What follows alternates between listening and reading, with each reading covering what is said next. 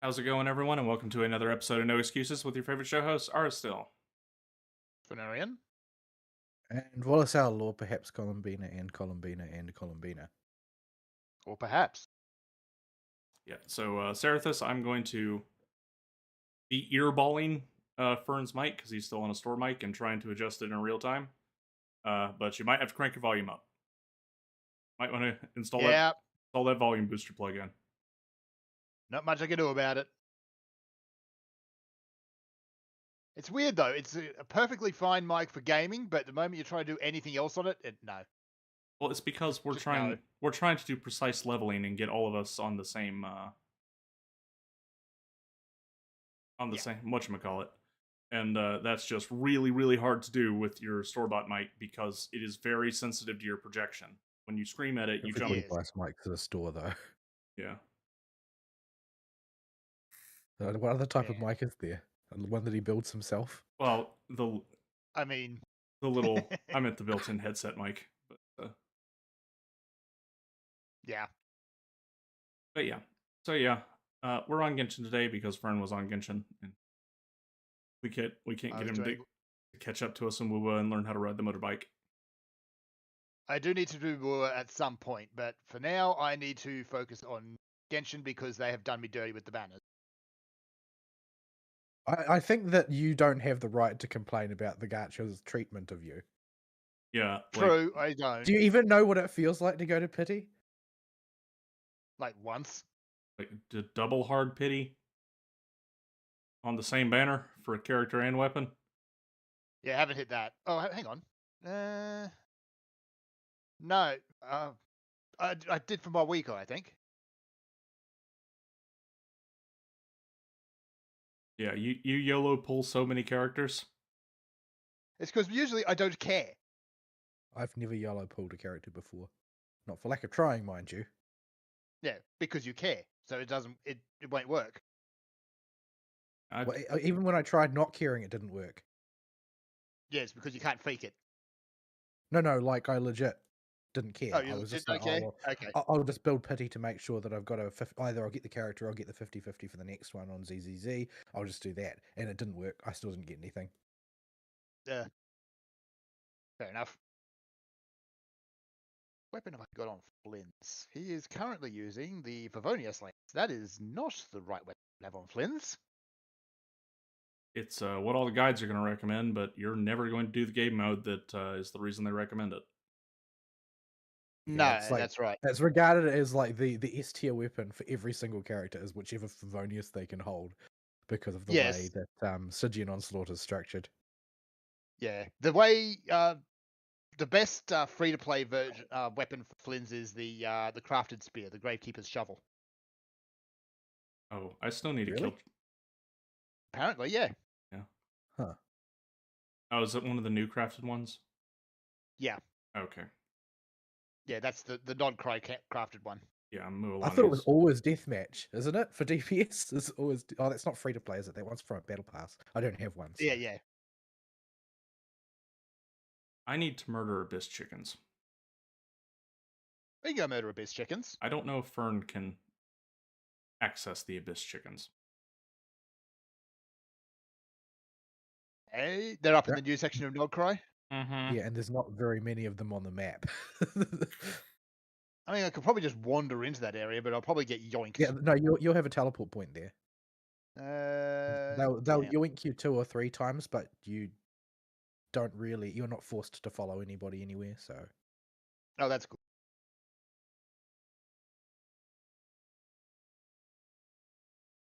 Good, because I need Primo gems.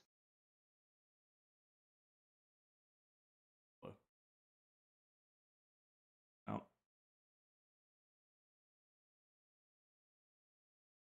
So, this week on the show, you're going to get a whole lot of tutorials, and honestly, it's better if you don't read these. They don't really make any sense anyway. Like, you more or less have to play with it. The explanation is really bad. Like, even worse than normal. So, yeah, okay. That's fairly standard for Genshin tutorials. Just don't bother. Yeah, they're just going to overload you with them in this area, and it's not worth reading a single one of them. You don't know what overloaded with tutorials is like. You haven't played Arknights. And I don't intend You to. need to play Arknights for that. So that's probably what the biggest chunk of my week, what little that I had, is Arknights. So we'll come back to that. The only other thing, because I've just gotten out of the Hell March as of, well, yesterday. And that's probably not going to last too long. Oh. Do we need to leave your world so you can pop statues of the 7? You do, yes. Okay, Or well, we'll just put up with not having a map. Oh, damn it. oh, we can. I think you can at least get the minor checkpoints. Yeah, I can get the minor checkpoints, just not the statues, because logic, I guess. I will attempt to track this chickens. All right. I mean, I sort of So, know yeah. roughly where they are, but they're all most of them are up in the upper, the sort of the northwestern corner of the map, but there's a couple on the coast as well. Right. Oh, I'm getting yoinked. Yeah, there's like a yoink on the bridge, but that's about the last one, I think. I think there's one more near the base camp up there, and maybe one more when you get near a hole. I think it depends on your world state at the time that you go there. Yeah, this is a quest yoink. I've had a couple of camera yoinks. Just look at this thing. Anyway, if you'd like to get involved with the show, you can do so by sending us email at noexcusesvtw@gmail.com. You can follow us on the Twitter at noexcusesvtw, or you can join us in the Discord server, which is the best place to talk to the show hosts and other listeners to the show, and you can get there by clicking on the link provided in the show description underneath the archive on YouTube. Yes, indeed. So, all right. So, I've shall got. we dive into weeks? Yep. You two are all on your own for Arknights. I have not touched it, and from what Vol told me, I have no interest. Yeah, I think it's Yep. very much not an RE game. All of the No. QRL things that are wrong with it are things that will, like, any one of them would be enough to make RE put it down, and the rest of the game doesn't contain things that are appealing to him. Yeah. Oh, hang on. Apparently I'm fighting. Yeah, they'll give you like a handful of dudes that you need to kill. It's no biggie.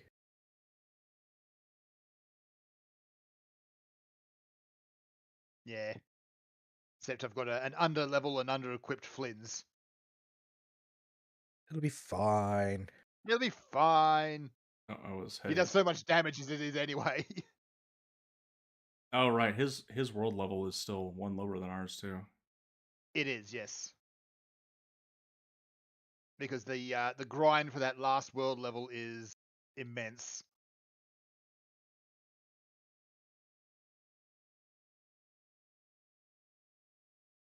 Oh yeah. Right. This is a very base level Flins. He's only level 70 and using a Favonius Lance, which I think is only level 1. Because that was what was in my pocket at the time. I'll come But Roomba for you. I'm getting the big silly numbers. Well, you got the really big silly numbers when I brought the Roomba. Yes. When the Roomba is out, the numbers get silly.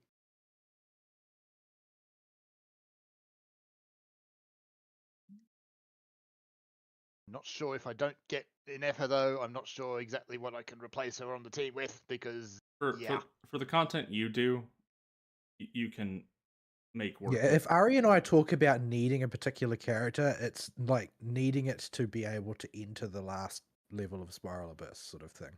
Yeah, Yeah. like you could do all the way up to floor 11 in Spiral Abyss just fine with any competent replacement as long as it makes some kind of sense. And we're also talking about our level of play. Like if we were to actually learn how the math of the game works, then we wouldn't need any 5-star characters. But Well, true. that's a bridge too far. There's an asterisk on that. That's work. There's a big old asterisk on that called artifacts. Not yes. really. Like a genuine, comprehensive understanding of the way the elemental system and reaction systems work at like a really deep level is worth about 50% of your stats. It's a huge amount, and I've just never been interested in learning. Oh yeah, Like 'cause you can if you observe like a stream where somebody is being taught it the first time, you can see their damage numbers go up by a comical amount. yeah, well, it's got all the timings and amounts of application factored into everything with very, very Yeah, strict rotations. every ability applies a certain number of gauge of element and whoops, Columbina, your single steps are too large. Every ability that has an element associated with it will apply a certain amount of gauge. It has its own types of internal cooldowns. Like you need to really know your character's operations inside out in order to play Yeah, effectively, or you can just lean on, having the right characters. That's the other I'd option. I'd just rather not deal with that level of tism to play a gacha game. Honestly, I don't find it fun anyway. Like high level play Mm. in Genshin is not fun to me. I don't enjoy it. Like I would rather get my shit pushed in by Wooer repeatedly than learn how to play Genshin well. Yeah, like I play games for fun. I don't want to sit down and just read spreadsheets. Yeah, it's we were talking. I'm in front of some chickens, by the way. Chickens. All right, I've been yoinked again. I keep falling off things because Columbina takes a single step and you go flying off of wherever you thought you were standing. Yeah, we talked a bit about this last week, Fern, where min maxing in Genshin, all that's really going to accomplish for you, if you really min max the current meta teams, is going through the content. You're just going to mow it over and skip most of the engagement with the content itself. Whereas in WoW, part of the reason I've enjoyed playing it more is you have to engage with the content. You have to fight the bosses. You have to actually Mm-hmm. learn what they do. Yeah, you can't put a boss on hit stun and keep it there until it's dead. That's not going to happen. You know, you're You not can't gonna just blow it up. overwhelm it with so much damage that you ridiculously phase skip. The power creep's not been that bad in WoW. Yeah, like the Not bosses yet. that I hate in Genshin are mostly ones that I don't feel like I have access to in some way. Yeah, Like, oh, I don't have the right character for this, therefore it's a real pain in the backside to fight because I'm doing something I'm not meant to do in order to fight it. But that's not the reason I hate False Sovereign. I hate False Sovereign because he kicks me in the balls over and over again. yeah. In Genshin, oh, how did Oh. want to wait on Fern before we kill the chickens? Well, he'll Um, still get the drops. They'll be lying on the ground, I'll won't come they? get them. Yeah, that should be yeah. But because this guy is yapping at me, I can't come down right now. Whoops. Triangle has picked things up in Arknights, and so I just altered into empty space. One Yeah, thing I've already found myself missing is Arknights when everything flies out of a chest and just lays on the ground. You can just hold the button to pick it all up. in WoW you don't even have to do that. I Woo, don't you do don't have that to do either. that. I don't do that in Arknights either. I wait for Perlica to do it for me. I mean, Because your teammates will do the picking up for you if you just ignore the pickups. They will run that's around true. picking things up. That is true. So if you're going to be lazy, you can do it that way, or you can just pick them all up. We need a Perlica to follow us around in Genshin, pick up all our rubbish. She doesn't half mother you, my goodness.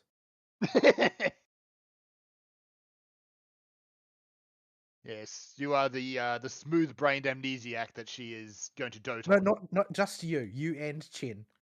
And shit, well, Chen is also smooth-brained.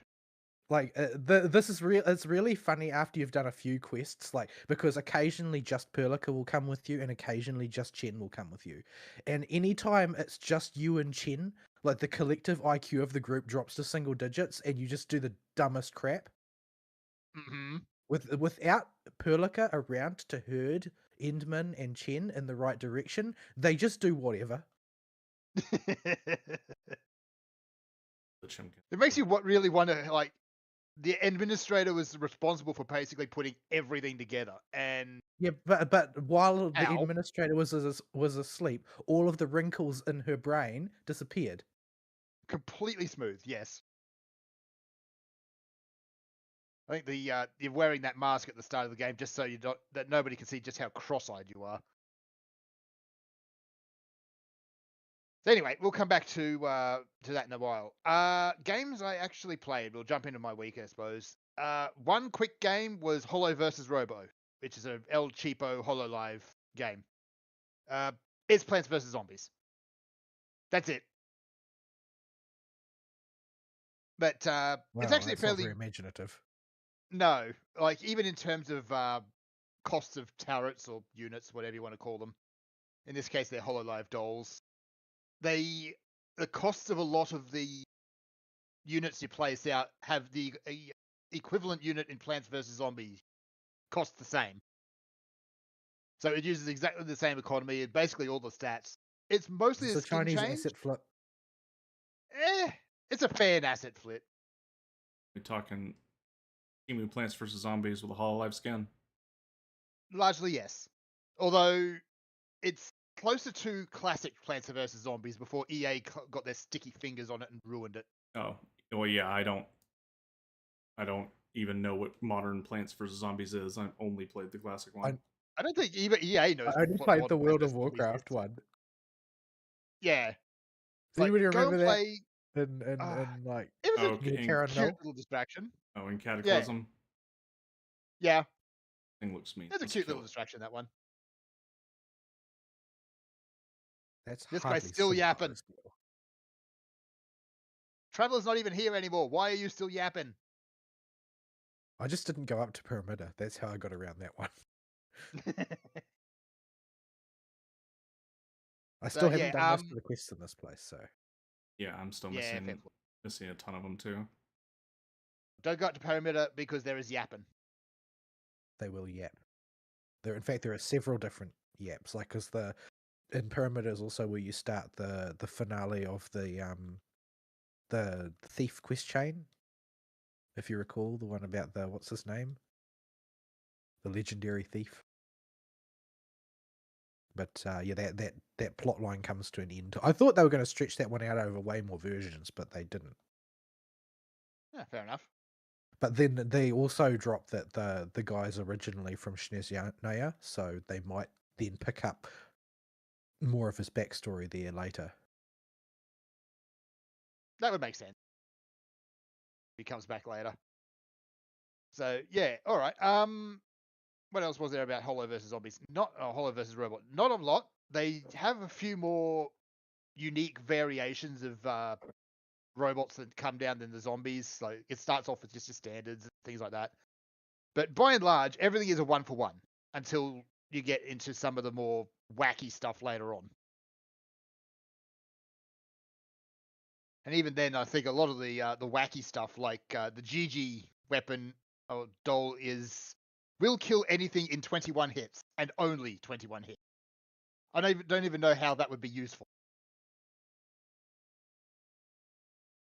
But for $10, for no reason. he's good.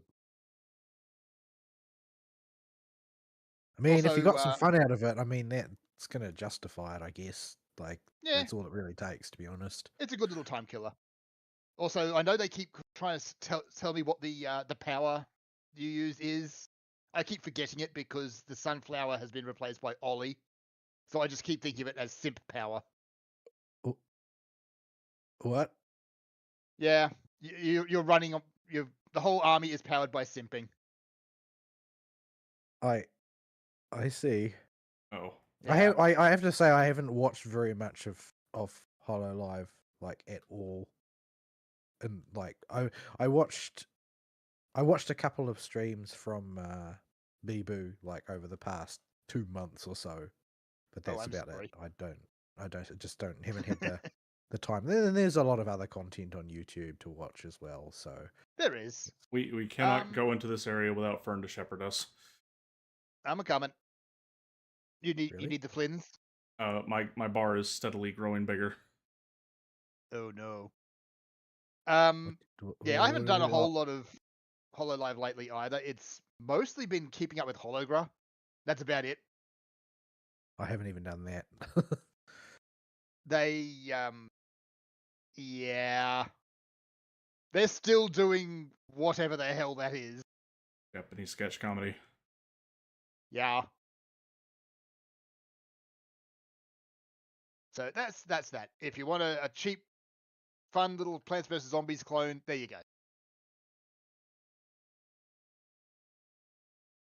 Picking up Uh, shiny things along the way. I don't know how you think Fern is going to help us here. Our bar's not going to Well, he can activate not the little. grow. It's because you.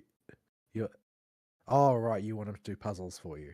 Oh, I thought he could just touch the lanterns around, and that would. I never bothered. I just rushed through the place, killing the chickens as fast as I could. And the reason your bar is growing so fast is because you're playing Navia. So Oh right, you gotta come in here with a You gotta have a dog cry character. whackbot. well, you've got to have moon phase up high enough, basically.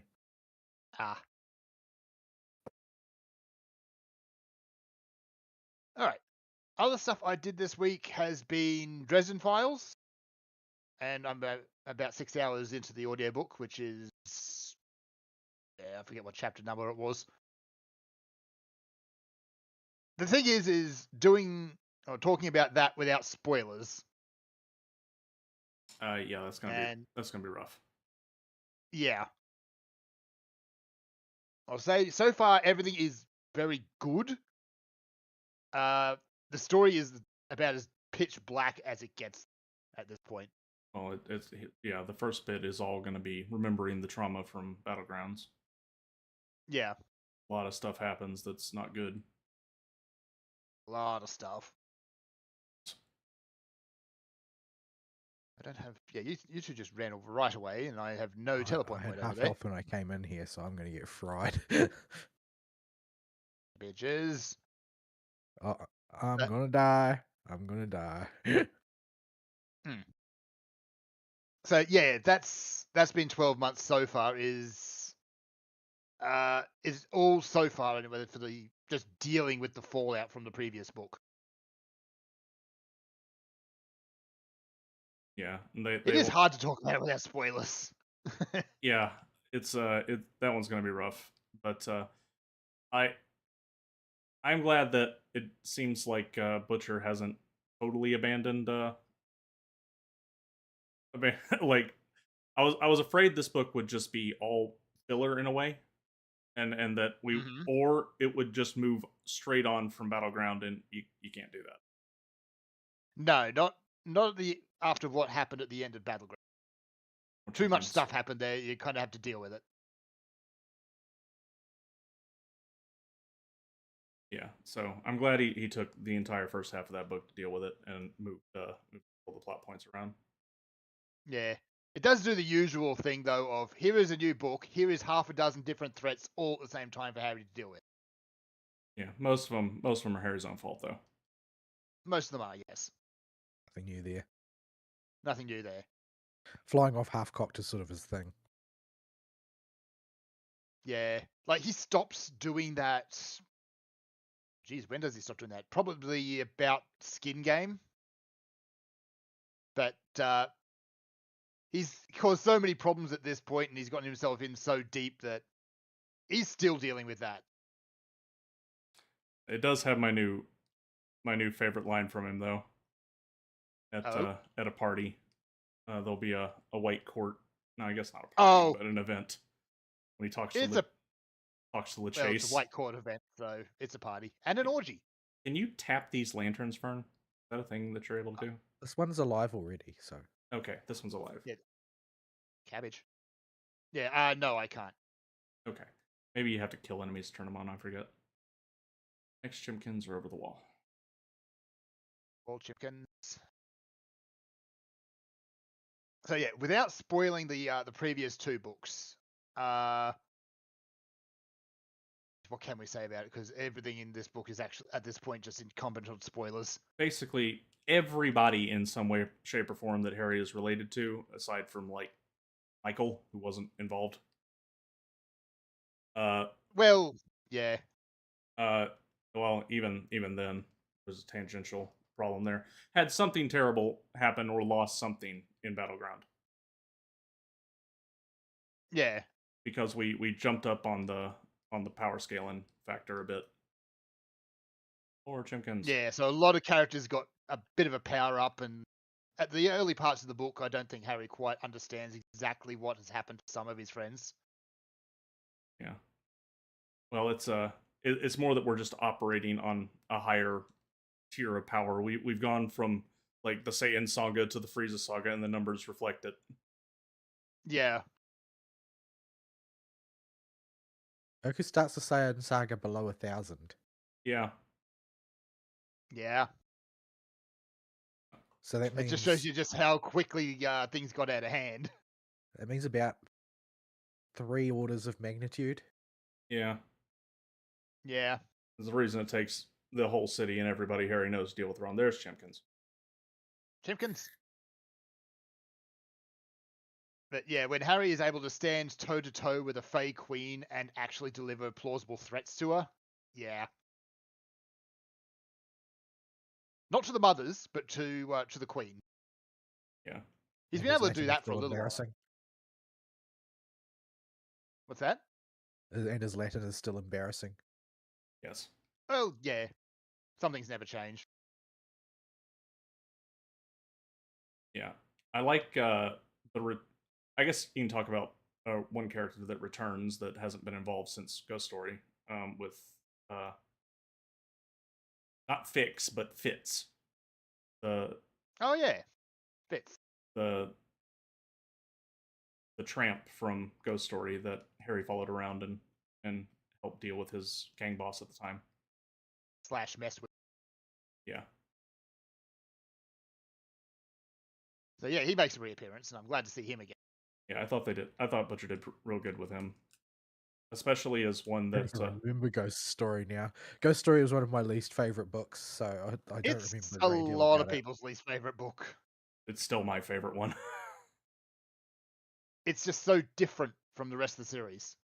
It wasn't really that it was different for me. I felt like it just had no momentum. It was just a series of things that happened one after the other. That's all the Chimkins. There's treasure over here. You do that, I'm going to push Chimkin bits. Oh, I can't fight that on my own. Turn after I Is it mush. immune to water? It looks like it's very moist, It is incredibly moist. so I won't be able to do any damage either. I mean, I can try it, and I'm probably going to get bopped here. Turn after I mush chicken bits. It's Yeah, it's just a immune. mini boss. It's immune. It's all you, Fern. It's all Oh you. no! Where's my beetle baby Flins? And I can't heal either, so try not to die. I don't know why nobody in Nodcry knows how to heal things. There's got to be a Nodcry healer coming up. I mean, it's possible, but I haven't seen one slated, so... Better not be there's a Marionette. That would be incredibly weird. There's a couple of characters that their kits haven't been revealed yet, like Linnea's kit hasn't been revealed yet, and there's a few others. Oh no. I'm fairly certain that Linnea's going to be a support Annoying. for Tsubai, but don't know that. Oh my, don't leave me fighting this thing that's immune to everything I do. Just keep it busy while I get Flynn's back standing again. Okay, there we go. I can't. He's not feeling busy. He's just feeling angry. Out that food pouch. Yeah, I still haven't made that. I've been meaning to go and do it. I just haven't. I've got it. It's just not equipped. Like literally, whenever we boot up multiplayer for the show, the first thing I do is equip the. Help! I'm trying to Keep get it occupied. I need to use the food. I know it's Geo.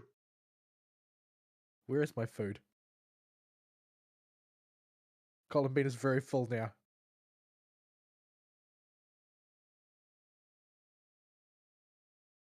Did you die? Yes. Why?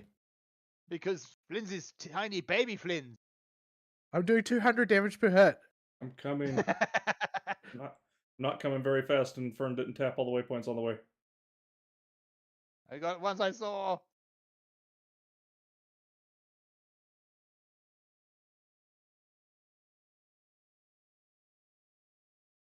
Oh, this has gone terribly. What have we done? Oh my. Involved frames don't fail me now.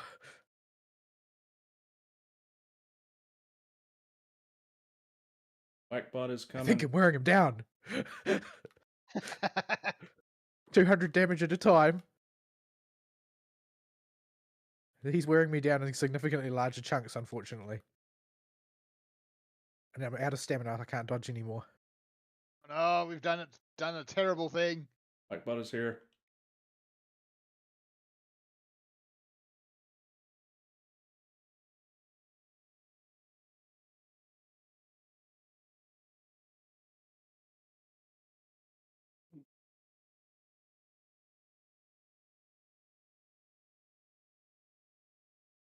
I'm coming. Finally dead. Now you can reap the 3 chest reward. Oh, that explains a fair bit.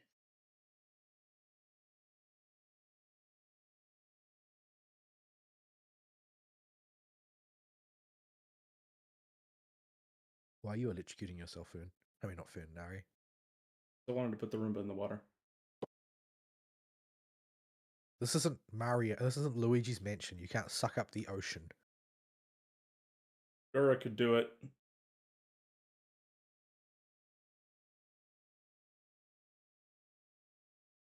All right, Fern, keep talking. I need to go to the bathroom.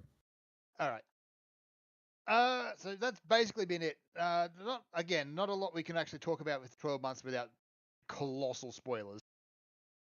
I'm just happy to see that the series is going. We got another half novel coming middle of the year, a quarter novel, I guess, if you compare it to 12 months length. I think it's slated to be 4 to 6 hours. When is that one set chronologically? I think it's either during 12 months or right afterwards. Right. Yeah. He's I put think out what we need a crap load of short also- stories in the interim, too, that he really should compile into another collection. Yeah, he really should. I'd love to have another Maggie and Mouse book. That was just so damn wholesome.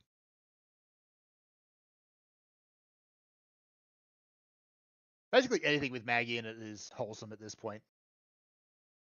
What is this? What have I done? I found a thing. Oh, what you did. You done did. Hang on, if I did do this. Oh, you need to remember those things I told you not to read? Oh yeah, I didn't read those.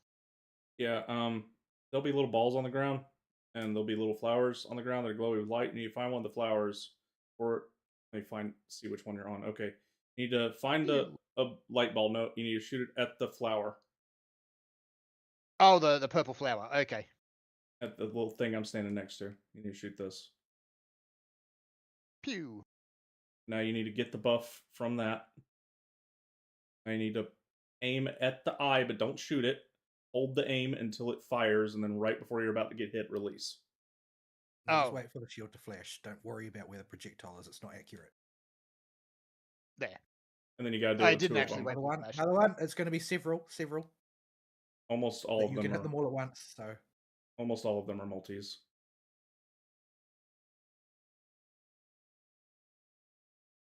Boop. Boop. There we go. I am appreciating the multi-chest rewards. Why not why not bigger chests though? Well, it's about the prima gems. Yeah, bigger chests would get True. more Prima primos. gem economy. At least they're not like leeway chests. You get no one primos primo in gem them. for a puzzle. No, there's no primos. Hmm. The smallest chest in 1.0 didn't give prima gems, so that they give 2 is actually an increase that happened after 1.0 when they realized that their prima gem economy was completely non-existent, and people were stopping playing the game because of it, because they realized that they couldn't roll on more than about 1 banner in 6. Yep. Honestly, that was why I stopped playing as well. Is that it didn't feel like there was any momentum to it. Like, you could clear an entire zone, and that would let you pull on, like, maybe 1 banner to soft pity once.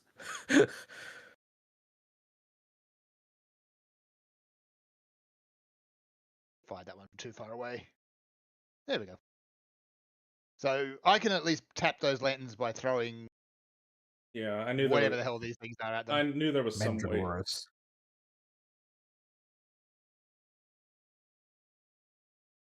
So yeah. The only other real notable thing I did during this week was Enfield. And I'm not as far in that as I would have liked to be. I am enjoying it. But it does have its shoes. Well, it's first of all, like the baseline is it's got Gacha 1.0 syndrome. Hmm?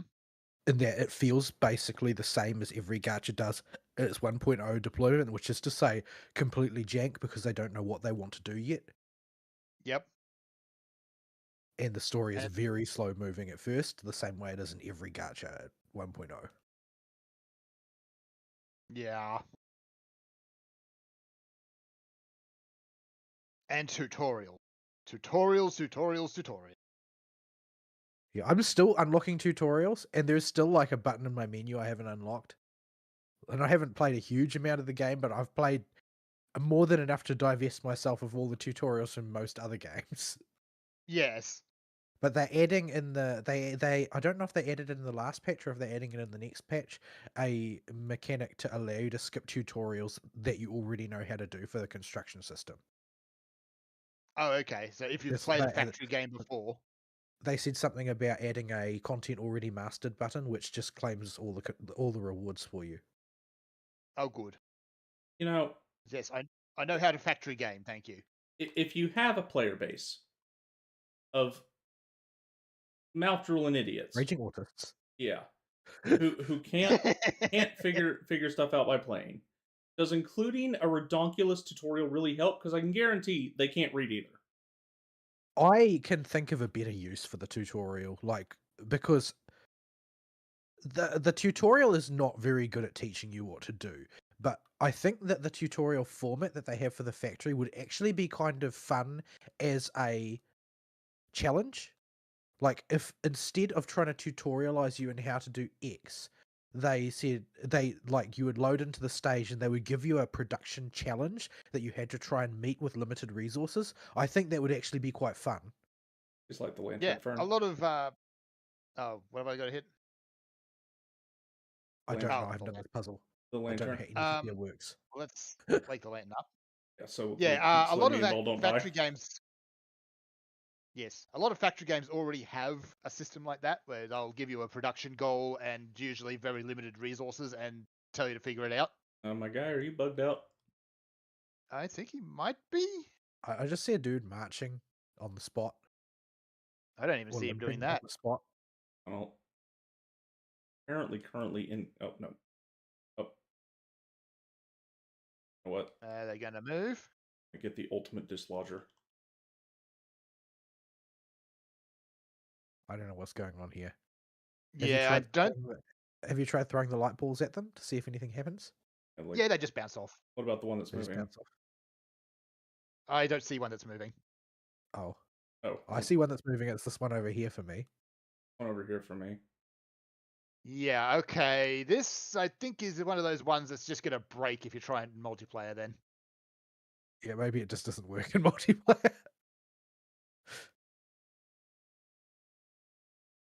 Because, yeah, nothing's happening for me.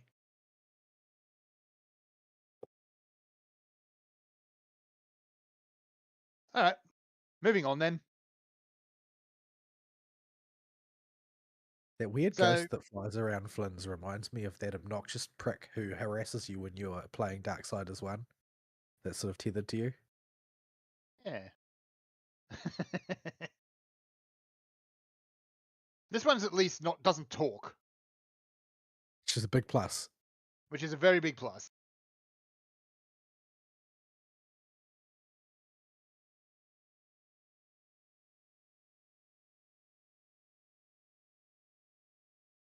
All right. So should we just dive in and transition with Enfield?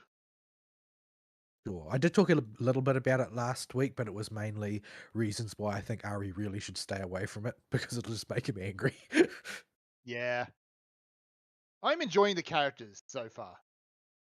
I like the three character dynamic because you've got like Inman, who's kind of a blank slate and therefore kind of sort of like a lost child, and you've got Chen, who's like, I think with my sword, and you've Yes, got Perlika, who's like, I think with my mommy instincts. yes. I haven't gotten far enough in beyond those three characters, so I don't know who else is going to come along down the line aside from But for quite a while, they are your buddies, and they just sort of hang out with you. yeah, But yes. Plus, I plus like the both of Misandro. them. I like the both of them, but I really like Chen. I think she's extremely endearing because she's not actually just a retard. It's just she likes solving problems by hitting them. He is kind of a She's goober. she's actually reasonably sharp and has good instincts, but it's just like to her the natural way to solve things is to fight them. Yeah. So that's all. That's all fun. The story at this point, I'm still dealing with the fallout of the nail or whatever the anchor that falls into the city. So I'm still tutorializing through my way through all of that. Yeah, well, the tutorials are going to continue for another 10 hours. So Yes, so get used to it. Oh, that looks like bad news over there. That looks like a boss fight down over there. yeah, Suppose. that's the boss that you farm for the Tsubai materials. I've already farmed them up though. Right. Is it? Oh, well, I've got the waypoint for him now. I can't use those things Fern, so anywhere you go Oh, that that you depend on them for traversal, I can't go there. Yeah, I just furry sit down the cliff and my I got a character that can shoot around here. There we go. yeah, you got a Natlan character handy. I'm a little disappointed that they didn't keep up all the traversal mechanics from Natlan because If they make the game so much more fun, more explorable. Yeah, but if the problem is that they make exploration harder to design. That was the problem with Woowa when they gave Yes. everybody outright flying, and then they realized that they couldn't steer players at all anymore. Like a major game design tool was just removed from their toolbox for good. that's why we have the motorbike now, and the motorbike is really fun. It's a little clunky at first, Motorbike but is it has a radio. yes. Motorbike is a good compromise. I It's a, like the way the motorbike feels and uses, generally speaking, except when you're trying to do anything with any degree of precision.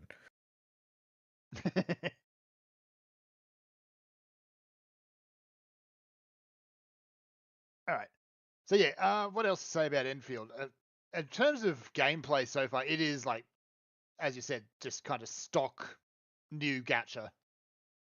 No, not really. I would say it's nothing like the others because you don't do any character swapping. In fact, for the most part, like if you're playing optimally, then you will be swapping characters. But having all your characters on field is not the norm in the gacha space at present.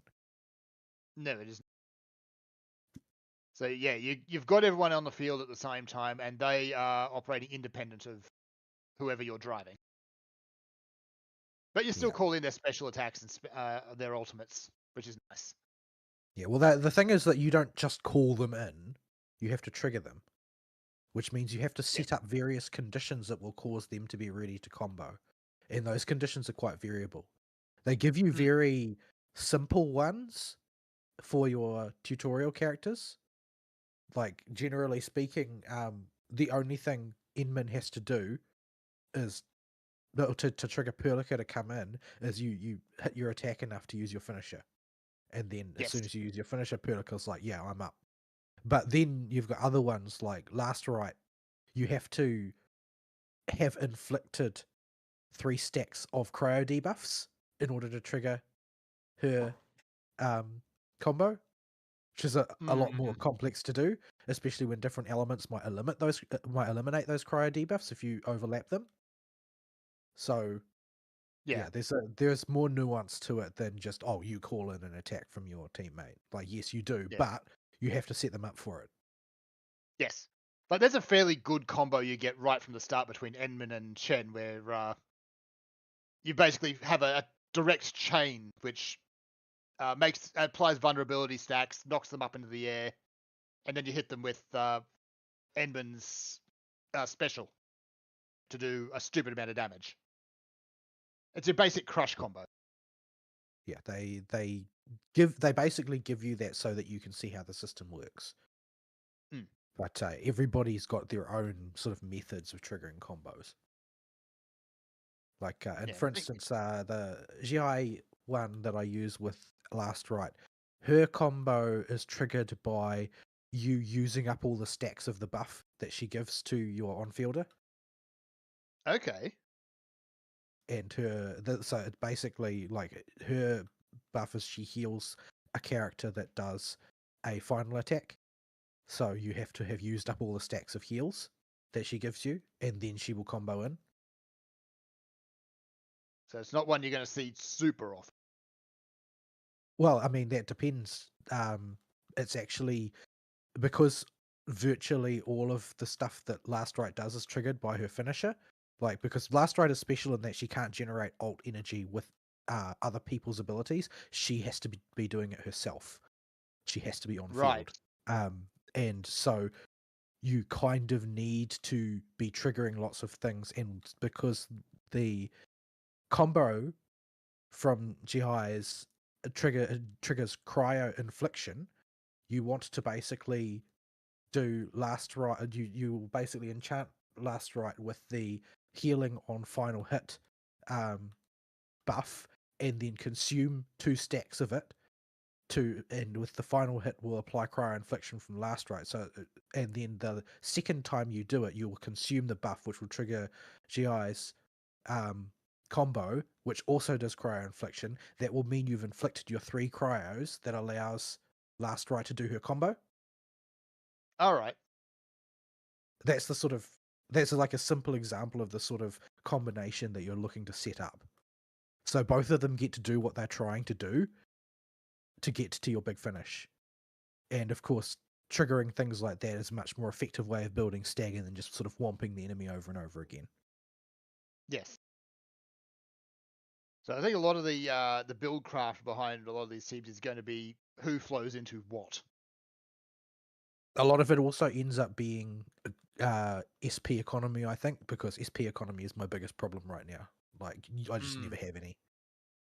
But the 4-star operators, several of them are extremely good at sort of lubricating team flow. So, Yep. like, I can't remember what her name is. The sort of the red-haired Shiba Inu looking girl is Yeah. a super premium SP returner. Like, she's one of the best SP returners in the game. She's better than any of the like 6-star rare operators or anything like that. Like, she's just really, really good at that. The lizard looking guy is one of the best arts enhancers for electric and fire. Mm. Like, I've seen they've him. just made the 4-stars really good generally. There are Yeah. some that are really, really dog shit, but the ones that are not really dog shit are like 1.0 Genshin good. Yeah. Like, they'll probably be phased out and just replaced eventually. But yeah, I picked up on I forget his name now, Anto or something like that, the lizard guy, And Tal. because the Yeah. gacha Antal, yeah, that's it. The gacha insists that I have maxed his potential already. You will max all of them within your first few pulls because there aren't that many characters, and the gacha only has characters on it. Yes. So you're going to get through them pretty quick. I don't think there's There any is 4 also stars that I hadn't within 40 pulls already maxed out. So yeah, there's also a sheep girl, Ari. So there you go. There's that. The Sheep Girl is the best support healer currently in the game. Is free on day 3, and on day 10 you get her signature weapon for free as well. So basically you get a perfected version of her sort of character weapon combo. Yes. which I'm fairly sure they did from watching Woowa, because when Woowa launched, because I played it at launch, unlike you guys, so I know what the environment was like at launch. The only thing anybody cared about was Verena. Like people Yeah. would just re-roll their account over and over again until they pulled Verena, because Verena was so important in 1.0. You basically couldn't do Tower without her, and you needed her on your account. End of story. It was not possible.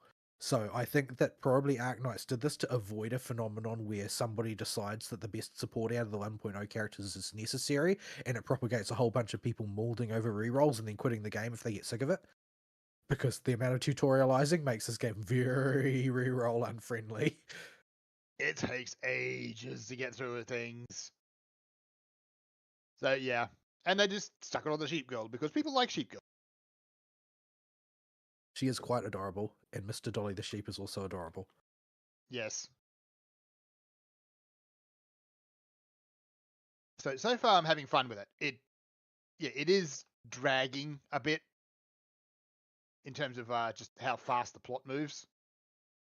The plot is, from what I've heard people say, as long as you're in Valley 4, the plot is not going to be very interesting.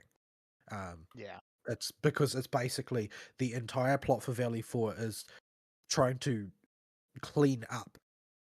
It's like janitorial duties following the disaster of the anchor fall on the main hub base. Hmm. And So yeah, that's created chaos all over the region, and you've got to basically mop it up and you're running around remind repairing everybody that things. Edmund is That's alive. it. Yeah, pretty much you're just repairing things right the way through. The game also has a habit of being comic at weird times. Yes.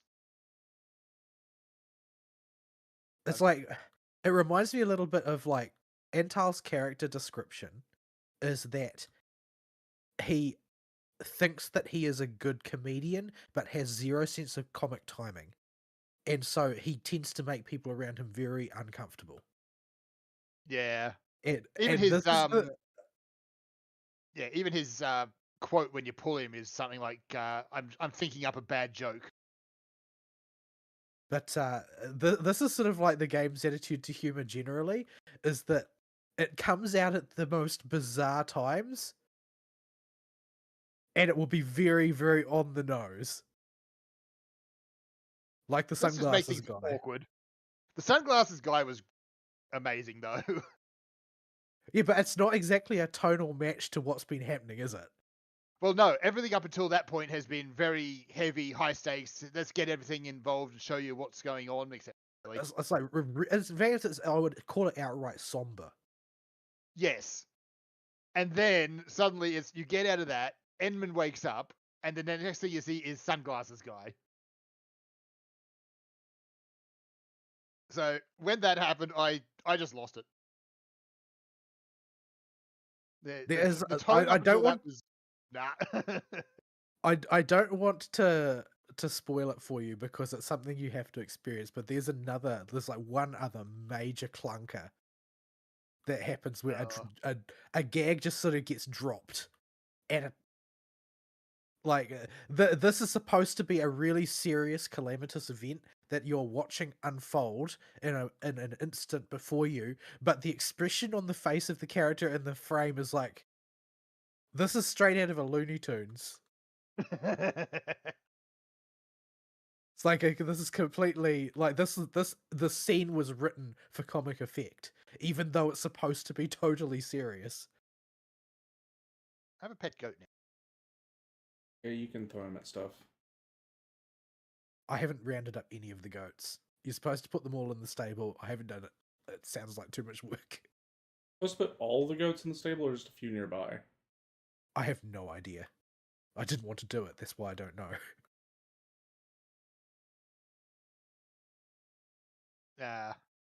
I didn't even pay attention to where they were supposed to be taking those, so I'll worry about that later. What's the teleport point? Yeah, Boppum's first. Bop some sheep, dogs, whatever. Or sheep? They are dogs. They are in fact the opposite of sheep. They are in fact the opposite of sheep. They are wolves. Wolves are not sheep.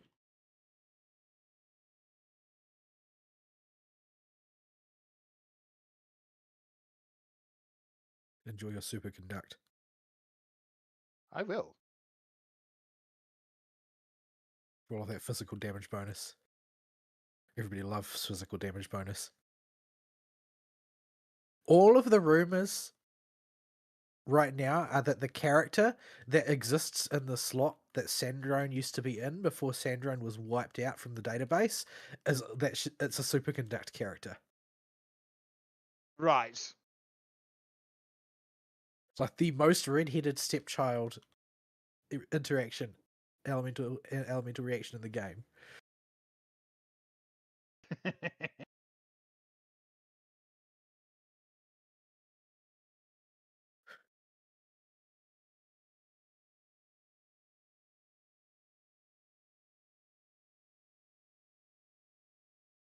All right.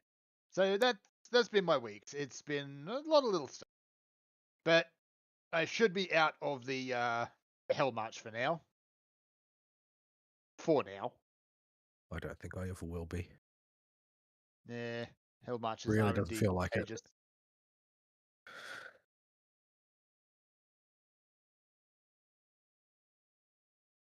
Can I actually heal while zooming? Yes.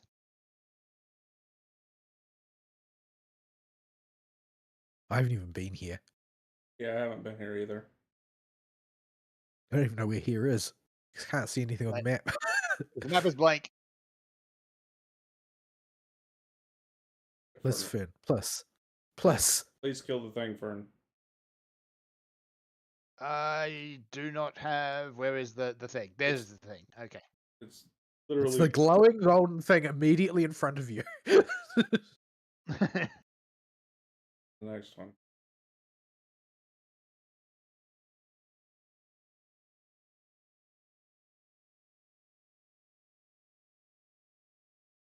Two. Oh my. Phew. That abyss corrosion bar is not moving very fast. It is not. I mean, it is moving. Well, I mean, we have no idea if this is what you're supposed to do or not, so. Are they just gonna keep coming up like a fairground Oh game? my. Oh, there's a number. There's a lot of them now. Fern. Might need to rejuice your thing. I think it only has 3 shots. I can reduce it. See what that does. Plus. Then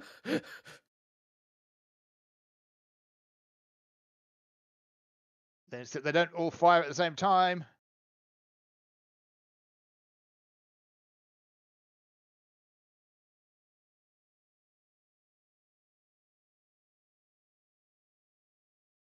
That one. Oh, now they all fire at the same time. There. Hooray! It's over. At least you got payoff for it. A I generous get a payoff. lot of fairly generous payoff. That one, yes. Lots of shinies. What do you need to level up Flynn's, Fern? I need Ducky and I need Loader. Duckle. The Knuckle and the the what is it called? The Land Cruiser. Which is a car. Damn it. Wait. Wait, what? Land Cruiser wasn't in the game when Funds came out. No, apparently I need Land Cruiser. No. A character will only ever need 1 boss material. Well, not boss Land Cruiser, just regular Land Cruisers. Oh, okay. Yeah, okay. Because that's why. There is boss Land Cruiser and there is regular Land Oh, you need to go murder Fatui bots. Okay. I need to go murder robots. Any old generic Fatui bot will do. Well, I am going to find a statue of the 7 because I have multiple characters that have very little health because I had to keep swapping in order to stay alive. I'll get the white bot back out. Tell her here then. In front of Knuckle Duckle. We can go do Duckle. Need to pump your stam. And at least for the next tier, I only need 1 Duckle. Also, lots of purple flowers, which are just a pain. You can track him now. Yeah, and I've got Flynn's, and Flynn's is the resource sniffer. It feels to me like the tracker's been significantly improved in a handful of respects. Like, it's not just always tracking this one thing that you can't reach. Back when I first pulled Nahida, that tracker didn't exist for local specialties at all. You still had to rely on the character. She was the greatest thing ever because she could take a picture of all the local specialties you wanted to gather and just shoot. Yep. Duckle. Do the knuckle duckle. Yeah, I really should be focusing on getting Durin built out, but I think I need to actually progress the Nodcry storyline before I can work too much on Durin.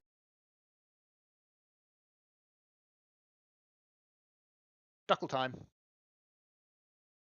Yeah, I think he needs a boss that you unlock through the story.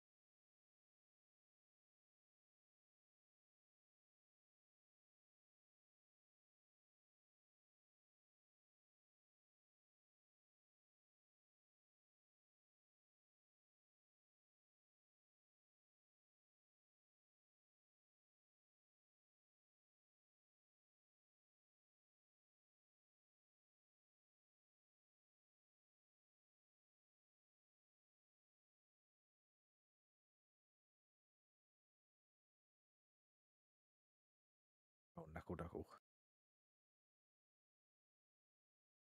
Why is he bullying me? All I'm doing is standing around. Not doing anything remotely threatening. Uh-oh, the mini duckles have arrived. So many mini duckles. That was a lot of very silly numbers. Oh, I don't know where I shot the whack bot. Oh, there it is. They're way over there. Yeah, the boss died. Lost targeting. All right. I am sufficiently duckled, at least for this tier. I'm just going to go back to the Statue of the Seven for this, because, yeah. Do we paste and murder everything? Start at the statue. Bopping rabbits. You will never have enough Fatui badges, ever. Ever. Not possible. I mean, at least they're not as bad as Saurian Teeth. The ley lines actually take you through the Fatui area. Remember when Natlan first came out and ley lines would only spawn warriors and there was like only one of them that spawned a couple baby Saurians? Yeah. Oh, that's Land Cruiser Boss. I don't want Land Cruiser Boss.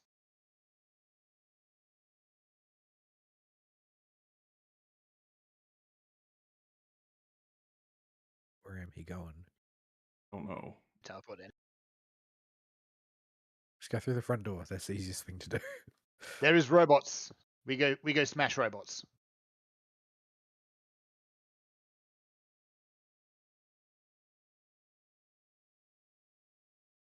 All right. So, Vol, what's your week been like?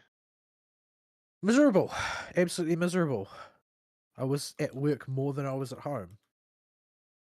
It was quite terrible, and I hated every second of it. No, that feel. Not sure. Not sure what I could say that I did. I didn't. Other than a little bit of Arknights playing, I didn't really do anything this week. I don't. When it comes to Arknights, I'm not sure whether or not I'll play it on an ongoing basis. It doesn't. I don't feel quite so captivated by it as I have with some of the other games. It didn't. It didn't really. It didn't really stick immediately for me, and I think that's.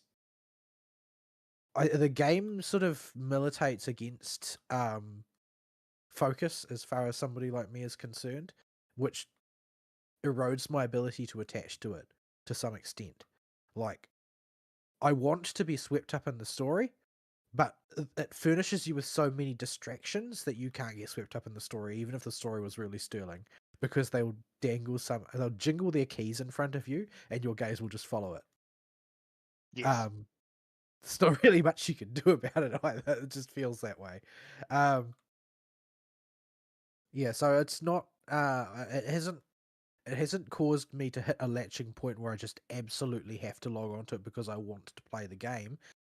What draws me back to it repeatedly is the autistic urge to tinker with my factory again. Ah, yes, you have caught the tism. But the thing that really frustrates me is that I'm never happy to tinker. I just want to tear the entire thing down and start again Yeah, that's pretty normal. over and over. Yeah, that's very, very Like normal. every time I think, okay, maybe this time it will make sense, and then I start and I build it out, and I'm like, no, this is shite. I need to start over. Yeah, It's not. I've run into It's that not. exact same loop on factory games. The thing is, it's also because it's progressively unlocking things. It's like, yeah, I was overvaluing this before. I don't really need to devote all of these production lines to this thing because it's going to outstay its welcome before too long anyway. The demand for this particular product is not particularly high. The game has a couple of rather than having one base currency like Mora, it has two, which is T creds and stock bills, and both of these are sort of like high number, low tier currency. T creds are the Mora. You get them for doing all kinds of like menial crap at a gradual trickle all the time. Stock bills, on the other hand, are they are obtained primarily in two ways. Now, there are technically three ways, but one of them is killing mobs, and killing mobs rewards you such a trivial number of them that it's not worth considering as a source. Oh yeah, Sort of like it's getting pathetic. XP in a gacha. But the two main methods: number one, supplying goods to outposts that you construct, and number two, stonks. Stonks. Basically, there's a place where you can trade in goods which have what they call elastic value, which basically means that the value of this good, this particular commodity, moves up and down all the time, and the major means that you obtain large amounts of stock bills is that you're allowed to invest a certain amount of items of elastic value every day, and this number will tick up depending on the level of your your account and your level of your control over the territory, etc. Your ability to invest will increase. But what you basically do is you look for a commodity that is at an ebb in value, and then look for a later opportunity to sell it at a higher value. How much higher or how much of an ebb, that's up to you. Depends on how much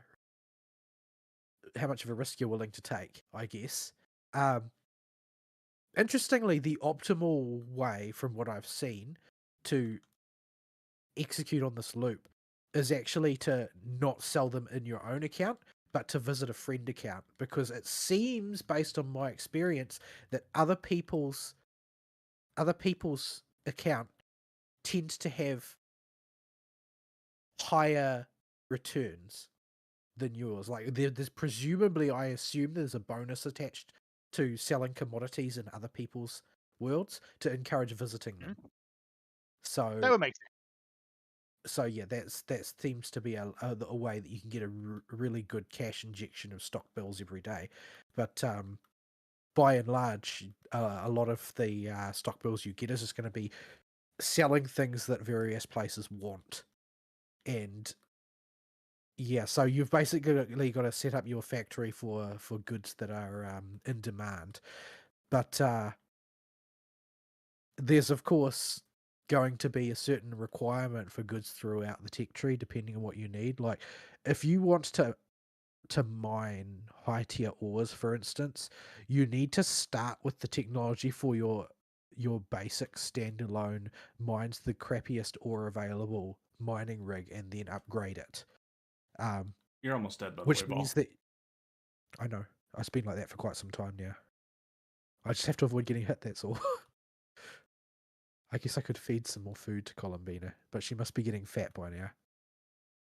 I normally place stains in multiplayer, so.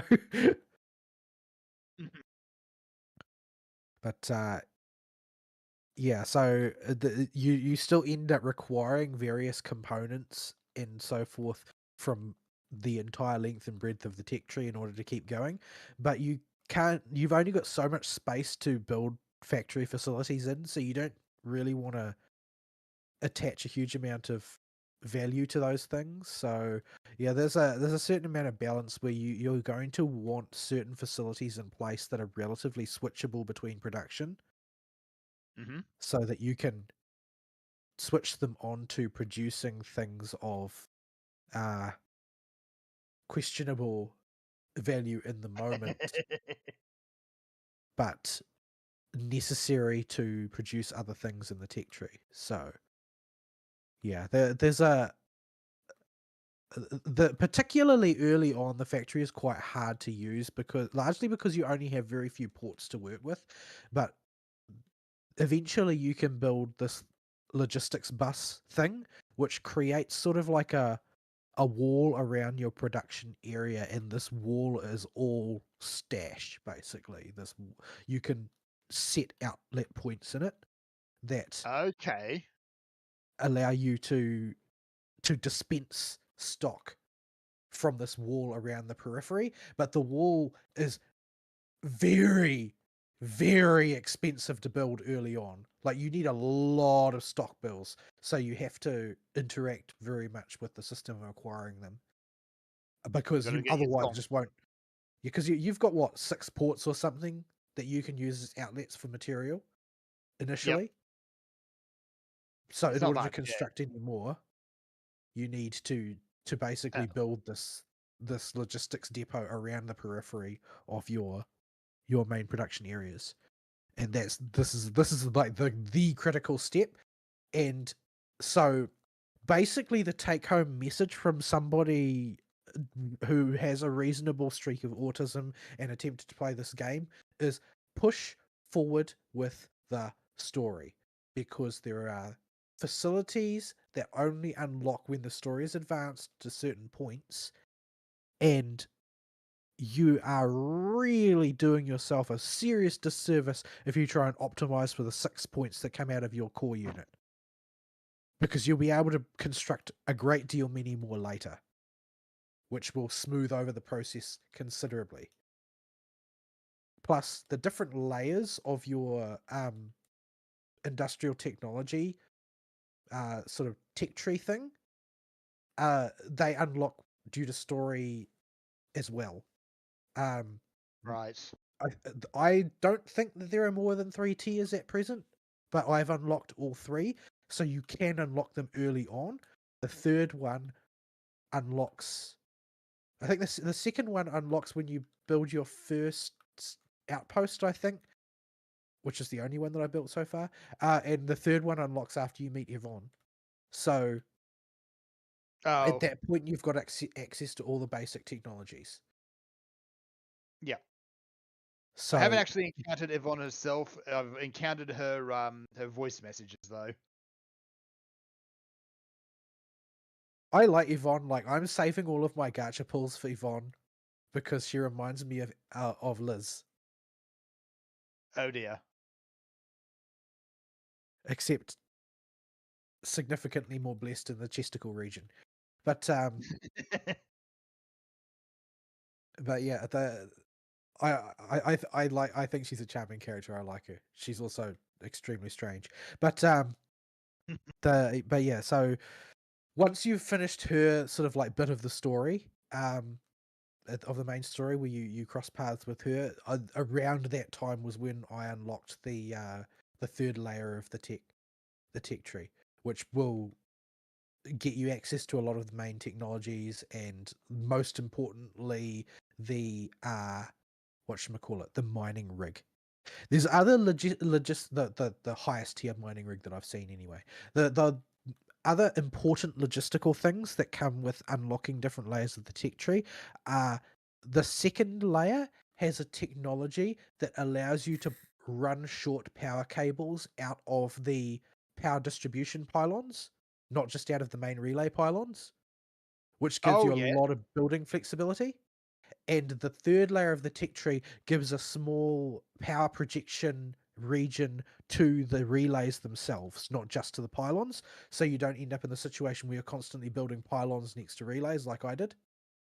Yep, that would also help with a bunch of the supply power puzzles as well. Yeah. But these are like really, really fundamental tools when it comes to laying out pylons across your region, especially. And I could be wrong about this because I'm kind of retarded a lot of the time and I don't notice things that should be obvious. But to me, it looks like to run power into the industrial park from the hub area, you need to pass through the original hub base that the initial part of the story takes place in, but the ceilings in there are too low to place relays, so you have to place pylons, meaning that you can't pass power through that zone to another zone unless you can run power cables out of power distribution pylons. Yeah. So it's possible that I just clowned on the entire thing and there's some mechanism that I'm supposed to use to do that I just don't know what it is because I missed that part of the masses of tutorial text, or I just didn't understand something fundamental about the way you're meant to do it, which is often the case. I take an idea into my head and then fail to notice the correct idea. But yeah, so there's a lot of value to those technologies in the second and third tier when it comes to sort of like the basics of laying out the area. The second tier also contains transport zip lines, and there's a significantly improved transport zip line in the third tier that I haven't tinkered with yet because I built my basic layout using the low level pylons, the low level zip lines. But that was sufficient for me to lay out enough into the area for me to get to all the major rare resource nodes. Mhm. Keep an eye on those resource nodes that look like on the map they appear like a little dome. Right. Have you seen them? Because I've they seen all them. Yeah. appear on the map. Yeah, those respawn every day in very, very small numbers, but they are ascension mats. This is like your mushrooms Ah, for ascending characters. So harvest them every day if you're logging in every day. Whenever you log in, the harvest them. When you've got zip lines, put zip lines near them so you can quickly zip over to them and grab them. the pink bullets, I believe, are the basic ones. They're just a There mushroom. are like 4 or 5 tiers of mushroom. The pink Yep. one will allow you to ascend the first tier, so that gives you a level of cap of like 40 or something like that. I don't even know where the other ones come from yet. Later Yeah. on, the headquarters ship that is in orbit around Telos 2, you will be able to grow small amounts of them there once you've harvested them, but I haven't had a chance to play with that system yet. Right. So yeah, I can imagine that one's not going to be particularly high on return, unless there's Yeah. ways to upgrade it later on. Well, it's ascension mats, so you don't actually need colossal quantities of them, but you do need a steady flow of them, especially early on when you've got lots of low-level characters that want ascending. Yes. You guys missed the epic battle, Kokumi versus the tiny robots.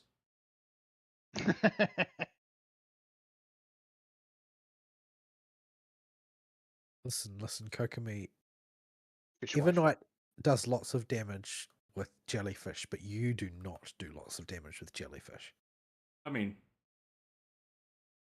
does when she has help, but it's not really the jellyfish. By the way, Fern, those robots were alive. Oh, were they? Oh, yep, there they go.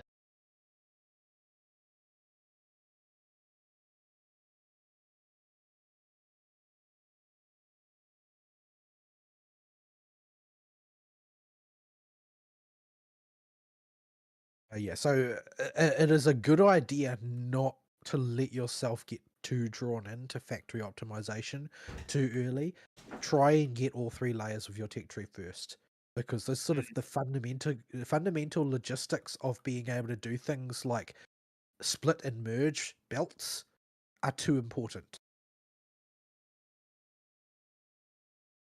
Like even something as simple as allowing 2 belts to cross over each other requires a certain level of tech tree advancement. And optimizing your factory, if your belts can't cross, is going to be an unnecessary nightmare. Yeah. if you've played any other factory game, that's a very common problem. Especially like a lot of them won't give you splitters and mergers until at least the second tier of technologies you get, and it's the same here. So Yeah, which so means whatever research. factories you build early on, you're going to be smashing. So I think first tier has bridges in it. But second tier is splitters, and third tier is mergers. Mm. So yeah, when you start needing more power requirements, you're gonna need a lot of freaking splitters because batteries tend to last a long time in a thermal bank, but you still need to supply them periodically. But one outlet can supply like a lot of power banks because you don't really need batteries all the time. But yeah, there's a fine balance, I'm sure.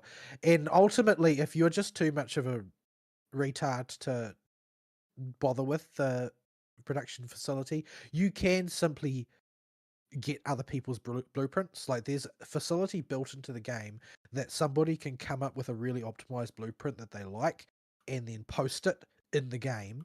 And you can type in a code that somebody supplies on social media if you can't find it in the game, and then just access that blueprint and stamp it down on your production area so you can play with it and tinker with it and adjust it for your preferences, etc. Yes. Which is I really, haven't really really nice. done that yet.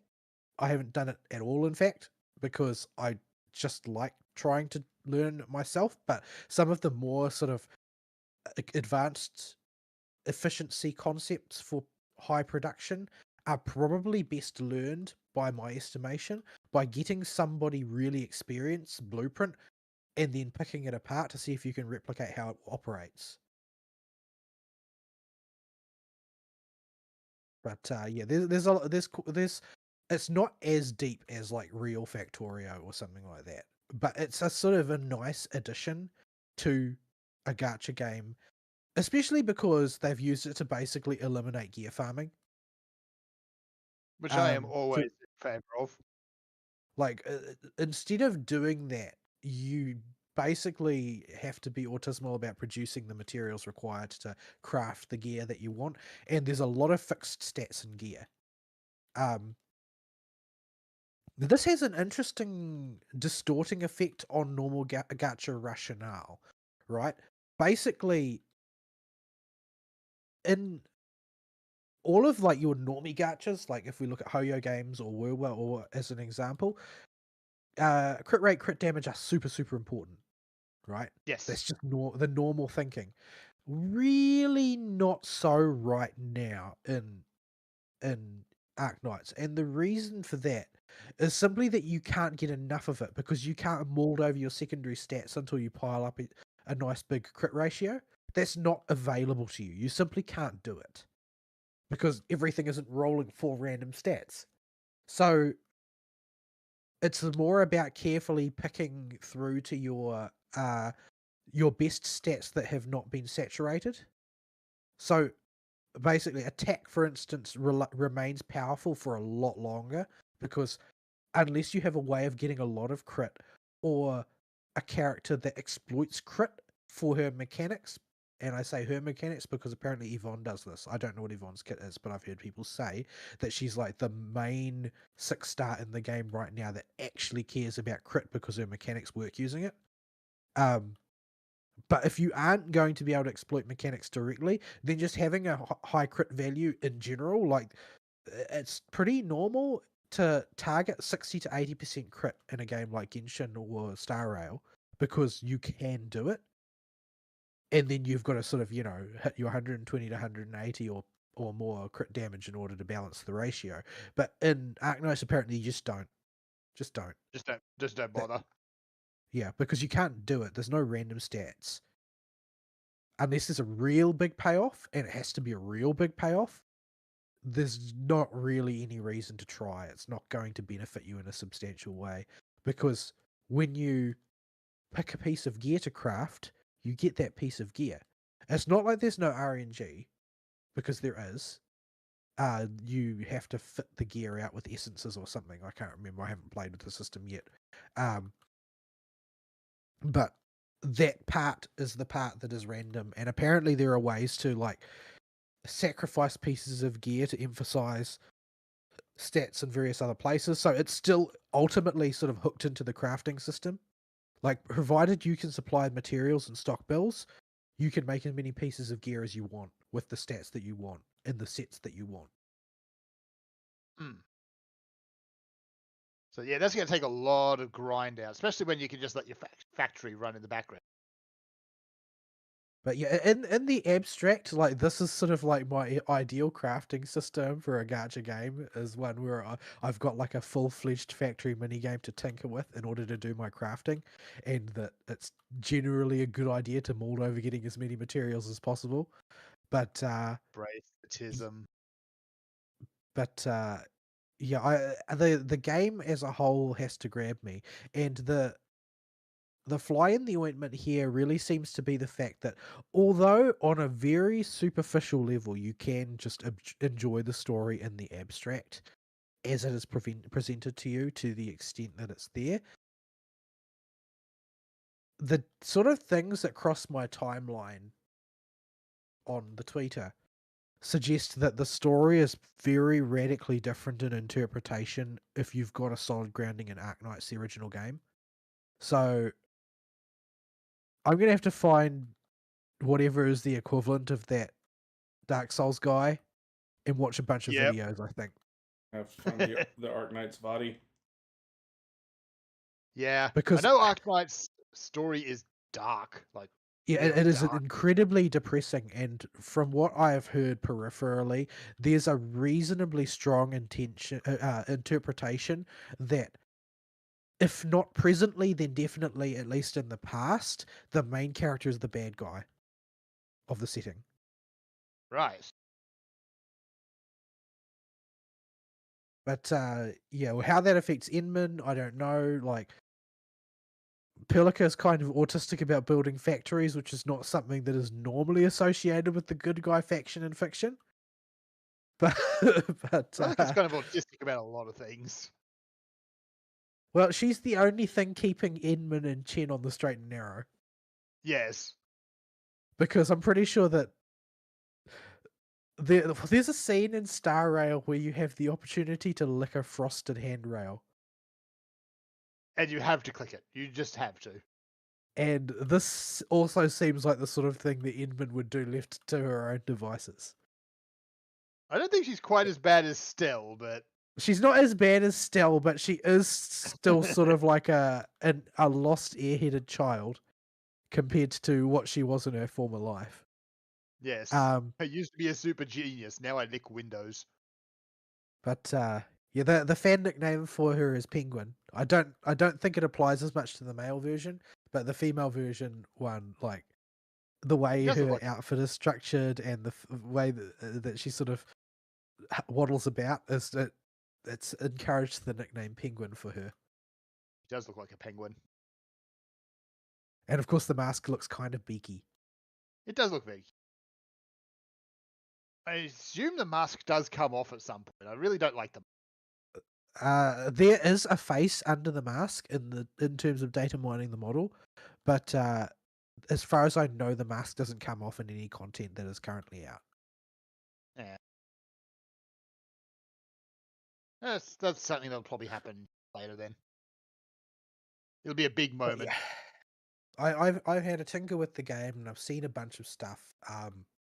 It hasn't established itself as having earned a position in the everyday gachas as of yet, but I haven't written it off yet either. Mm-hmm. I just have to play with it and see whether it gels. Some people have said, yes, this is my favorite thing ever. I can play this with this factory forever, trying to optimize different things. And there are other people that say, yeah, I played it, but after grinding 12 hours a day for the first 2 weeks, there's only like 5 minutes a day worth of content left. But I'm not sure that that's significantly different to your typical gacha game. No, that sounds pretty standard, honestly. Especially if you're going to burn through all the content in one go.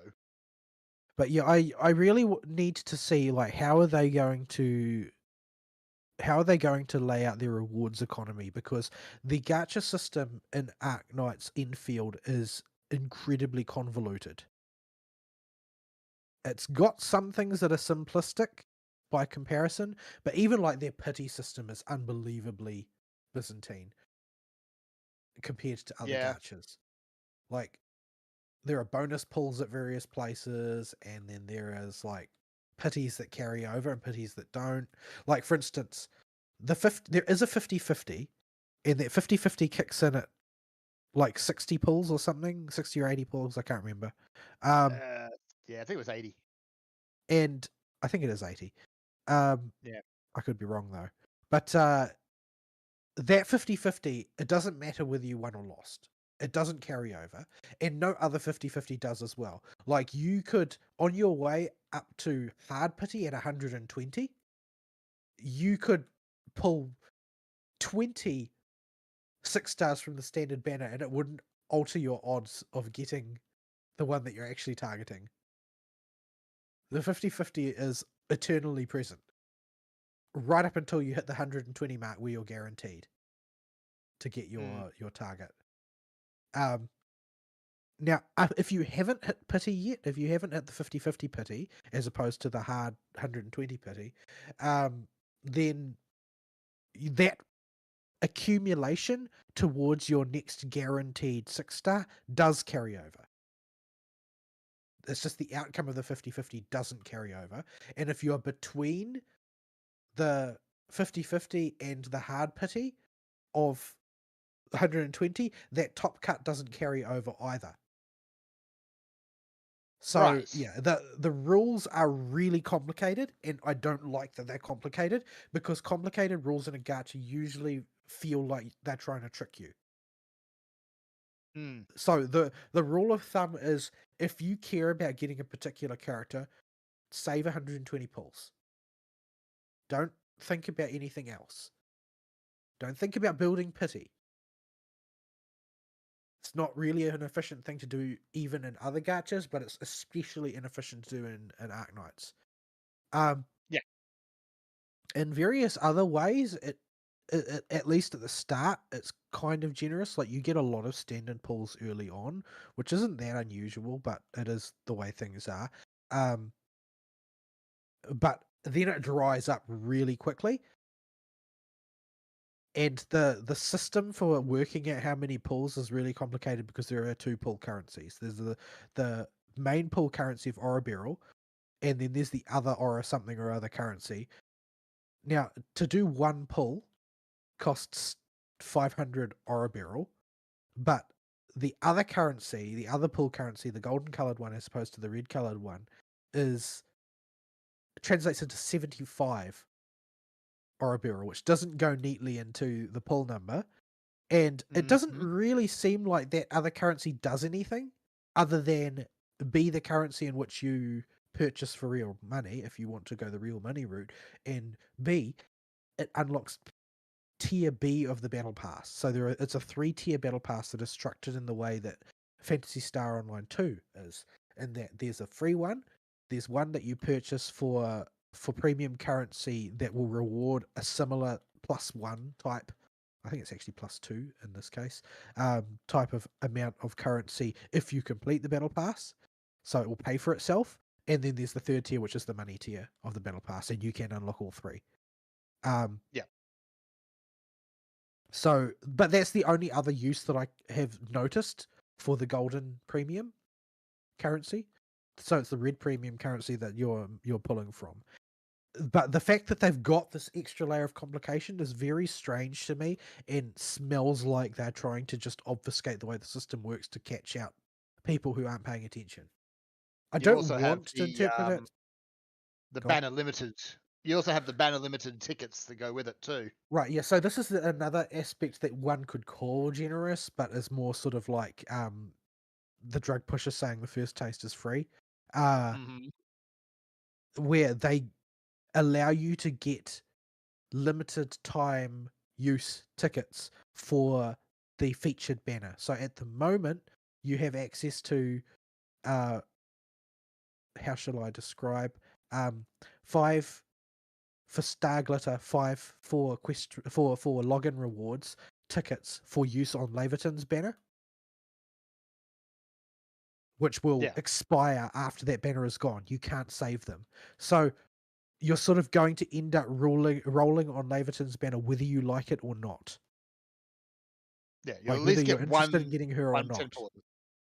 Yeah, and if you're like me, you will not get at least 1 10 pull because there's more to it than that. 5 of those tickets come from trading in Star Glitter or Yes. Coral or whatever you want to call it. So you do not necessarily have to spend on those ones if you don't want to spend that Star Glitter. Especially if you're planning to go like ham on the next banner, the day that it comes out, you're probably going to want to pull on those tickets instead. So you'll probably save your Star Glitter for that. Maybe, depending. Maybe. Depending on how much you've got in the tank. If you've saved your 120 to guarantee it, then you probably don't need to worry about that. But because that you're gonna just get that as output from pulling. And that But starts the a Arsenal quest, by the banner is way. What was that? That thing you're doing starts a quest, by the way. the jellyfish. The Is he doing jellyfish. jellyfish don't have brains? You will. I am doing jellyfish do not have brains. It is a long romp around the sands that involves Paimon informing you of the facts of jellyfish. Well, the fact of jellyfish. The one fact about jellyfish. The only fact that she knows, anyway. Kindred spirit, perhaps. But yeah, the Arsenal banner adds another complication in that you pull for your weapons using the output of trading and sigils and things from pulling other characters and so on. So yeah, there's a lot of complications to the way the limited stuff works in Arknights, and the launch window is sort of not the time that you can gauge how that's going to look in the long term. Yeah. Yeah, so I don't know. Like if it becomes like really generous, like ZZZ or Woowa is moderate, and Woowa's moderately generous as well. Woowa's actually between Star Rail and ZZZ in generosity. ZZZ is actually more generous than Woowa by a little bit. If it becomes more like ZZZ in the long term, then I can see myself playing it. But if it becomes more like Genshin, which is the direction it's currently pitched at, then I think it would be too frustrating to play Yeah. because the power curve will get out of control too quickly, like it did in early Genshin. But right, you've got really big steps, don't you, Columbine? I just stand still. Except I can't work that lift anyway, so hang on. Oh, you haven't learned enough about jellyfish. I have and not their learned enough about cognitive jellyfish to capacities. do it. I need to go and learn my jellyfish fact. But yeah, so yeah, I've played a little bit. Like I've just unlocked the first the third tier of the factory tech tree, and I've got probably about 40, maybe 45 pulls in the tank. Fern, this is painful to watch. Come here. I'll show you how to. I'm not trying to do the jellyfish quest. No. Just the sand dunes. You knock over the snails, and they will let you hockey the pounds. Break the sand dune. No. Break the sand dunes. Except they don't in multiplayer. Even for the host? Nope, can't touch it. That's stingy. I know, right?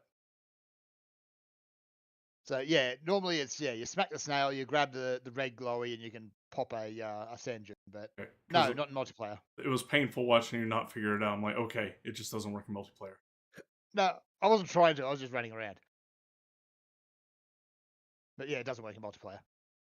But yeah, I've got like 40 pulls out of like the 120 necessary, and yeah, I know that I haven't even been to the next area yet. Like, it's just not looking like there's going to be that many. I've seen people calculate that if you harvest up everything, you can get to hard pity. But that's like autistically harvesting everything. That'll take you a lot of work. That's a bridge too far. Yeah. Even though I'm waiting for Yvonne, who's on the third banner, that's still a bridge too far. A lot of people, of course, have already got her. A lot of people have got all three, in fact, which is really frustrating to me because I know my luck doesn't operate that way. But because when you pull on the banner, the featured banner, the other featured characters exist as 50-50 fail options. So you can get all of the featured ones on your way up to your hard pity for your desired one. Right. But that's it's generous in one way, but it's also kind of backhanded in the other. Yeah, it's hard to appraise directly because it's not like 160 the way it is in the Hoyo gachas, but the guaranteed 50-50 sort of makes it feel like you're making progress when you hit that first pity, when you're not really making any definitive progress. So what the sort of unreliable opinion of gacha Twitter has been on the matter, which I can sort of see the point of view, is basically that Arknight's one is strictly more generous than Hoyo in the absolute sense as far as the system is concerned, but it's significantly worse for people who have poor impulse control. Oh dear. That is to say, anybody who pulls for pity.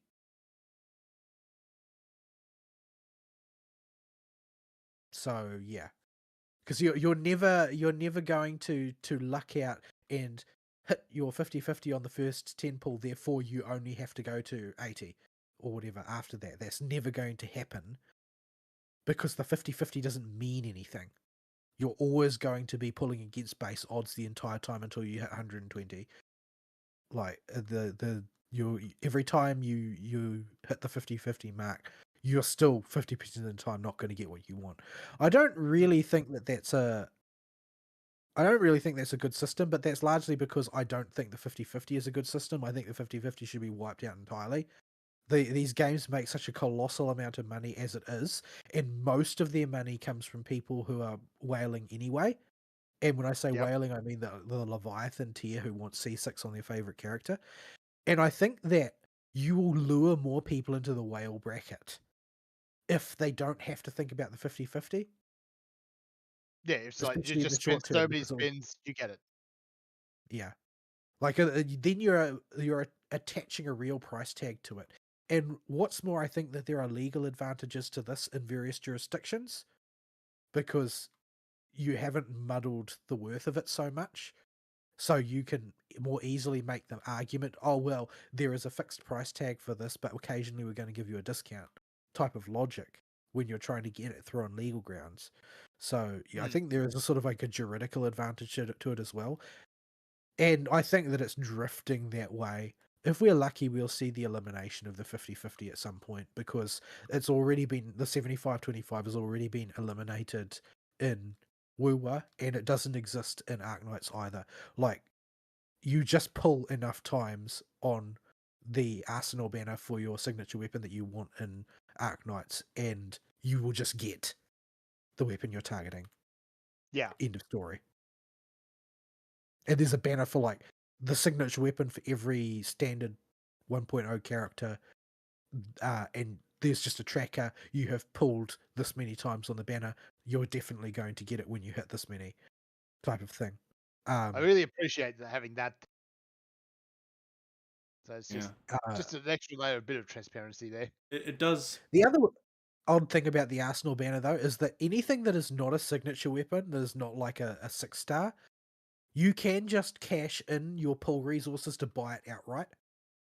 Yes. So if there's actually an optimal 5-star that you want for a particular character because it jibes really well with them, you can just say, no, I'm just going to cash in this many pulls and get that one and just call it good. I don't spot Endman's weapon on the banner. I think you can only get his that way or hers that way. You can buy it for $1.50 New Zealand currency. Of course you can. That's the way they're getting you in this one, and I actually like this better than giving you like 90 Prima Gems or whatever for $1. Like, you get the signature weapon for the main character that you're going to have in your account forever for $1.50 is I think preferable. If I spend any money in this game, it will probably be for that, because Yeah. I think Enderman is just kind of cute, and then she's going to be usable in Fizz comps anyway. Like most Fizz comps in the game, for people who pulled Poggers. I can't remember what his actual name is because It's it's Poggers. It's yeah, long and stupid. It's Poggers. well, it's Slavic. Um, Yeah. because like the first region in Arknights, the original Arknights, is Chernobog, which is Slavic.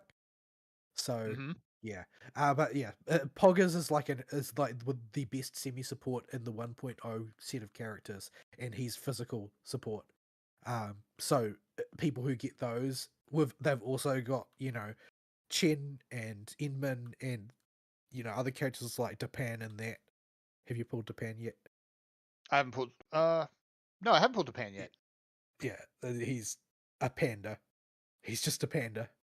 Oh. That's it. But except he's called Dapan instead of Panda. Japan. But yeah, there's just a wealth of good physical characters. So having in Endman's signature is just a good thing to have. But other than that, the free weapon from the the pre-launch event Yep. where you roll on that thing, that free weapon is actually really good for Inman as well.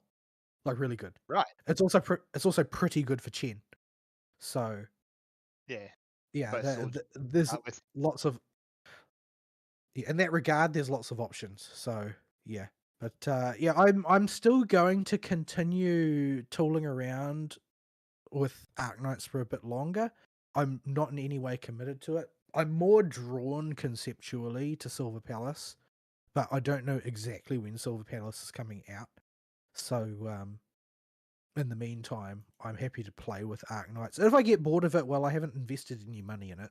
Yeah. I've had a reasonable amount of fun playing it, and that's pretty much all the currency that's necessary, to be honest. So yeah. Yeah. I've enjoyed it. What I've played of it so far, and I can see myself going back to it. It's not crazy deep in a lot of ways, at least not yet. But you know how gacha games go; that the depth will come later. Yeah. But But yeah, yeah, it's a fun time so far.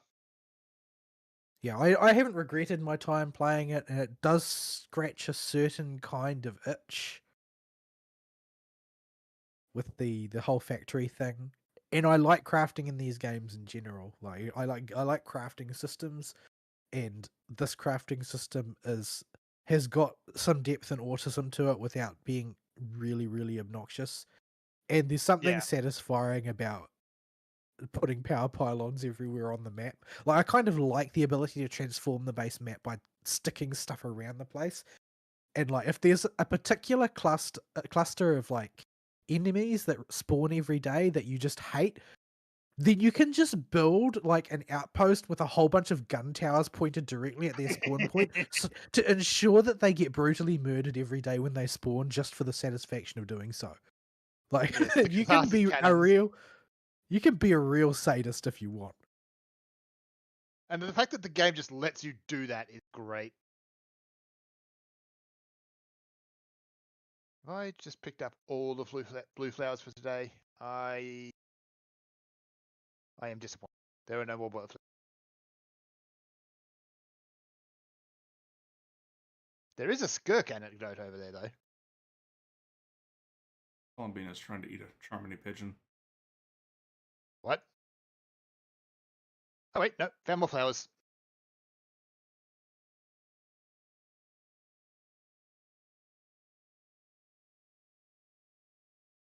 Yeah, so I've had a good time with it, but it's not been the type of good time that I would say, oh yes, I definitely want to play this game long term, because I really don't know what the sort of uh, the game will look like after having been played as a daily driver. Like Mm. when when the game is new and everything is new, everything is a new discovery, you're finding something novel around every corner, that's a different game to the game that you play a gacha as long term if you commit to a long term gacha.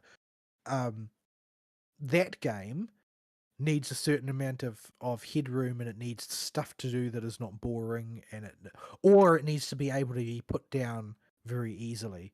Like in some sense, like Woowa, for instance, I enjoy playing every day because I can just go in and fight stuff for fun, or I can go and explore things, or I can farm things. And in the case of Star Rail, like you run out of stuff to do, but the game is not asking very much of you. Even if you want to do your dailies every day, you just, you press the auto button and then you put your pants on, as was Ari's traditional practice. Or you can use the tickets and not even do that. Like they've streamlined this game is in the off season phase to such an extent that it's just not asking very much of you.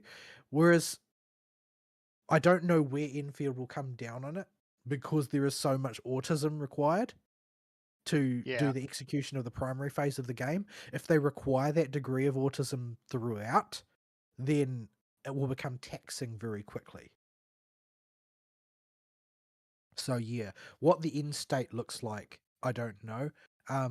I've seen some people contend that the reason that the game seems so impoverished for pulls early on is that major ways of generating pulls are basically like late unlocking side hustles that you can do.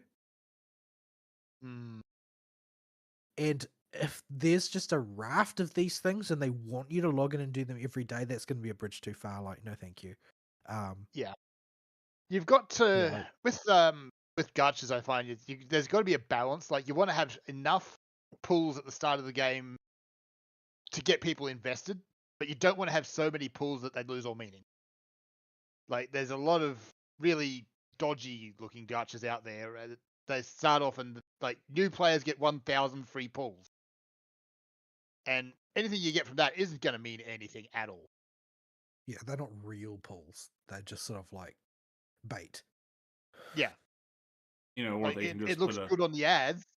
I mean, they can just put a Devil May Cry reference character on the banner and get me to finally play the game, and then they've already sunk me. I mean, that's Yeah, cheating, but yes. if Punishing Grey Raven do that rerun, Ari's going to get caught up in it. Yeah, there's a lot of But yes, gachas out there that do crossovers with anime now. unfortunately, Star Rail is doing a crossover with Fortnite. Ugh! I am seriously. Every time I hear something, I'm like, maybe I'll wait a few patches before I have to go through this. How do you do a crossover with Fortnite? Well, No, actually, everybody no. does a crossover with Fortnite. Freaking Yeah, Family Guy does a crossover with Fortnite. yes, But but that's all in the- Fortnite. I've seen various pictures of it, and I don't know which ones are fake and which ones are real because this is just like an early announcement thing. I don't even know if it's been announced through official channels. I didn't check, but it's so plausible that it probably will get done regardless. But I'm sort of amused by the idea based on the stuff I've seen that Blade is one of the crossover characters. It's like he's just become Mr. Hoyo crossover. Like Blade is everywhere. And I think that this is amusing because Blade is the person who is least likely to want to be involved in other people's business. Like, that would just make him really grumpy. Yeah. But Just wants to give Kester his high five. yeah, it's just your usual. Oh well, there's a skin in Fortnite Yeah. type of crossover. It's not going to touch Star Rail itself in any way, thank the heavens. Though I don't think Oh, Fortnite does that. I'm still bewildered by the whole of Fortnite as a concept. Like I can't work out what the appeal is, so I assume you have to be a Zoomer or a Gen Alpha. They play it But like we play like Woo or something. so just filler. Yeah. just filler. But there's no story. Nope. The Zoomers do not, from what I can tell, care anything about characters or narrative at all. like it is their attention span seems so short that they just can't do it. Unless it's a TikTok video. Yeah, like having getting emotionally attached to a character or getting deep dived into a narrative, that just takes like multiple hours. Oh my camera. Oh my camera. Oh, yeah. Uh, I almost had a heart attack. I What just just did a happened? thing. I solved a puzzle and that just yoinked cameras We're still from by the no light. matter where you were in the world, as it turns out. We were standing by the lighthouse still. We were like 2 islands away from you. But the camera had to move. It didn't just snap to your position. Yeah, It traveled. we got a light speed flyby of the region in between. The geometry was not happy and tried to load and didn't succeed in some places. The game is not designed to handle that. But yeah, so I don't I haven't made any decisions about Arknights long term, but I'm still having fun playing with it, so I'll probably continue to play it a little bit longer, and then we'll see if that extends into another little bit longer and another little bit longer. But I do enjoy the gacha aspect of gacha games to the extent that I like pulling new characters. And if it turns out that I'm basically never going to be able to, like in early Genshin, then it's not going to maintain my attention like early Genshin. It was only after Genshin became more generous that it became more reasonable. But that's a trend that is being reversing lately. The early calculations suggest that there's something like less than 60 free-to-play pulls in the next Genshin patch. Ooh. Yeah, like we'll have lantern. That is really a small. They're probably. Yeah. I don't know if it's a consistent pattern. Lantern Right's happening right beforehand, and that usually has higher than average pulls they throw out. I sometimes I wonder if the marketing department actually does impose a budget on the developers of amount of free crap they're allowed to give out. Yeah. And that more than that is like absolutely not. You have to have a stingy patch because you had a festival. But I mean, it does seem to be regionally dependent on in some respects because, like, physically speaking, the ZZZ dev team is based in Singapore. It's not based in mainland China, and they are notably more generous with their pulls. The next patch, I can't remember the numbers offhand, but I saw something suggesting that the next patch, if you are a Battle Pass buyer and a Welkin buyer, I can't remember what it's called for ZZZ, the next patch has about 200 pulls in ZZZ. That's a lot more generous, yes. For context, that's a guaranteed character plus 40 for. Yeah. But and if you look at Star Rail sort of like a bit over 100 at free to play and more like 140 if you get like Battle Pass and things and all the other dingalings, and Woo was sort of like about 150 to 160 type of thing. So that Star Rail and Woo were roughly even, but there's more hysteresis in the Star Rail curve. Like they're more likely to have an impoverished patch than Woo were. Woo tends to make up numbers somewhere if it can. They also give out a lot for just random BS and Woo. I've noticed just give asteroids in the mail a lot in that game. It seems like. So I did start playing. Well, that's actually because of technical overhead. Because the game engine is so much more complex, they have more bug fixes. But yeah,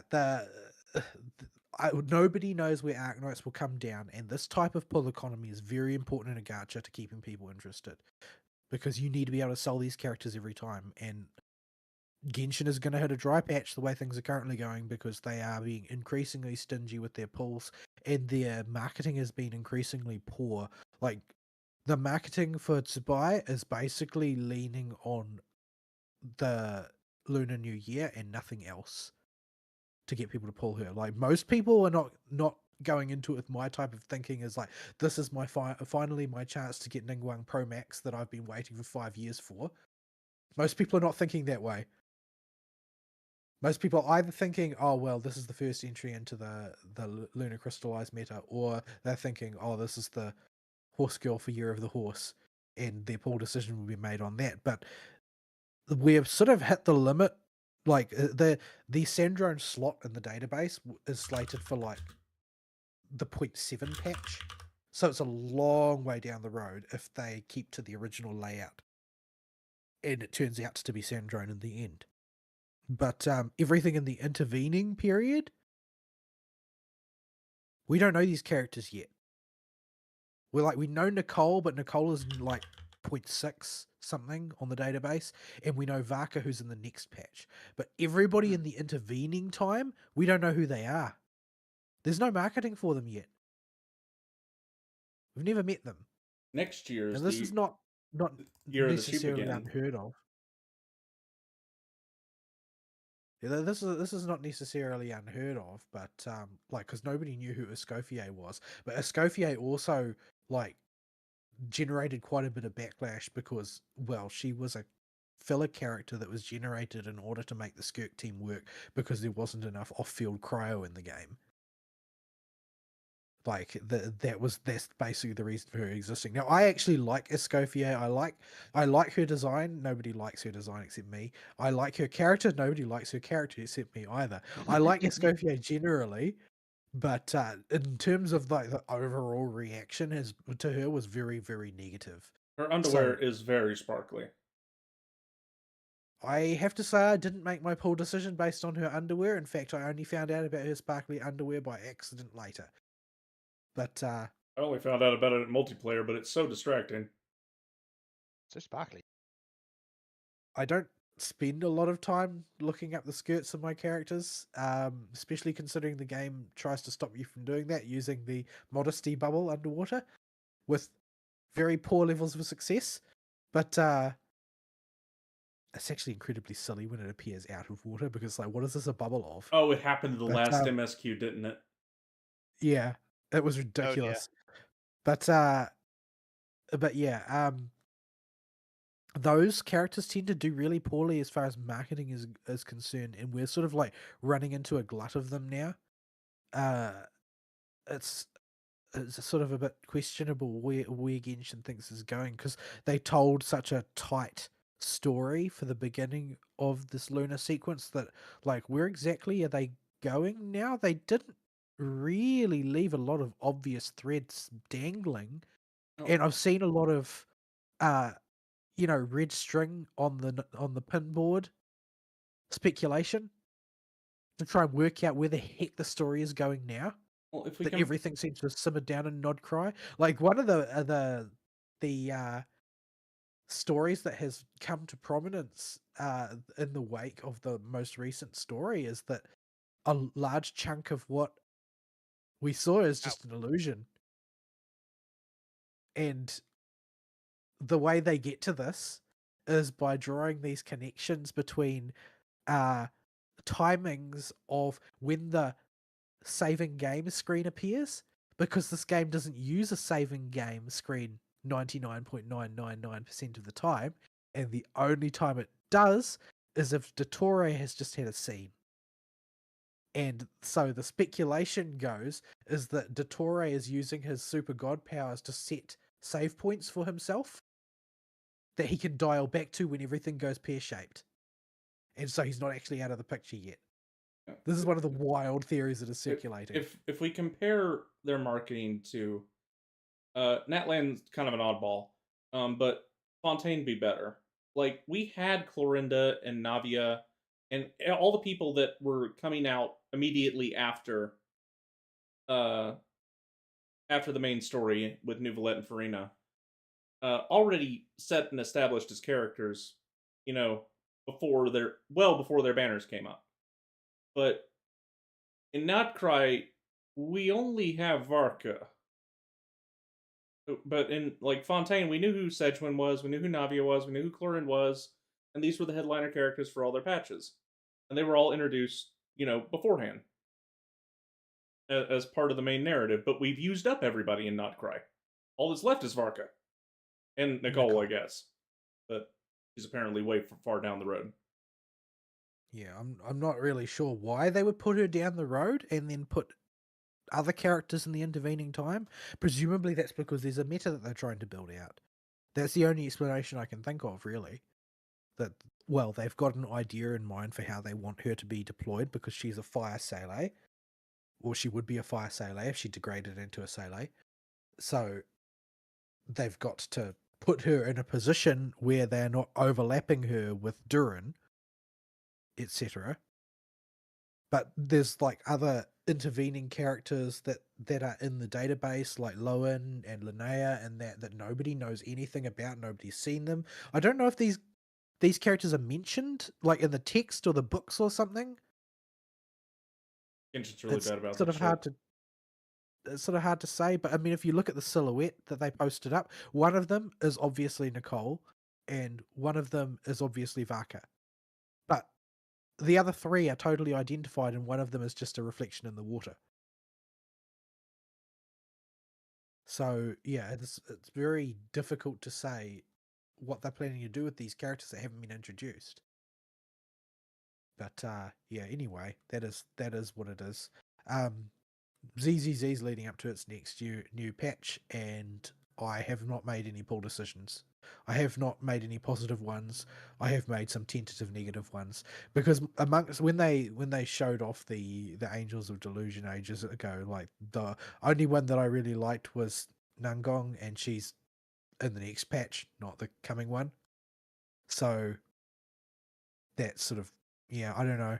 I don't know if I want another physical support. I've already got a physical support in Hold out for Here's that a hub. buff. Oh, that one. I want Caesar buffs, but Caesar buffs are not even on the cards. They're just bringing out Haramasa and Lycaon. Lycaon didn't need it. Haramasa did need it, but nobody's going to play Haramasa even if he gets it.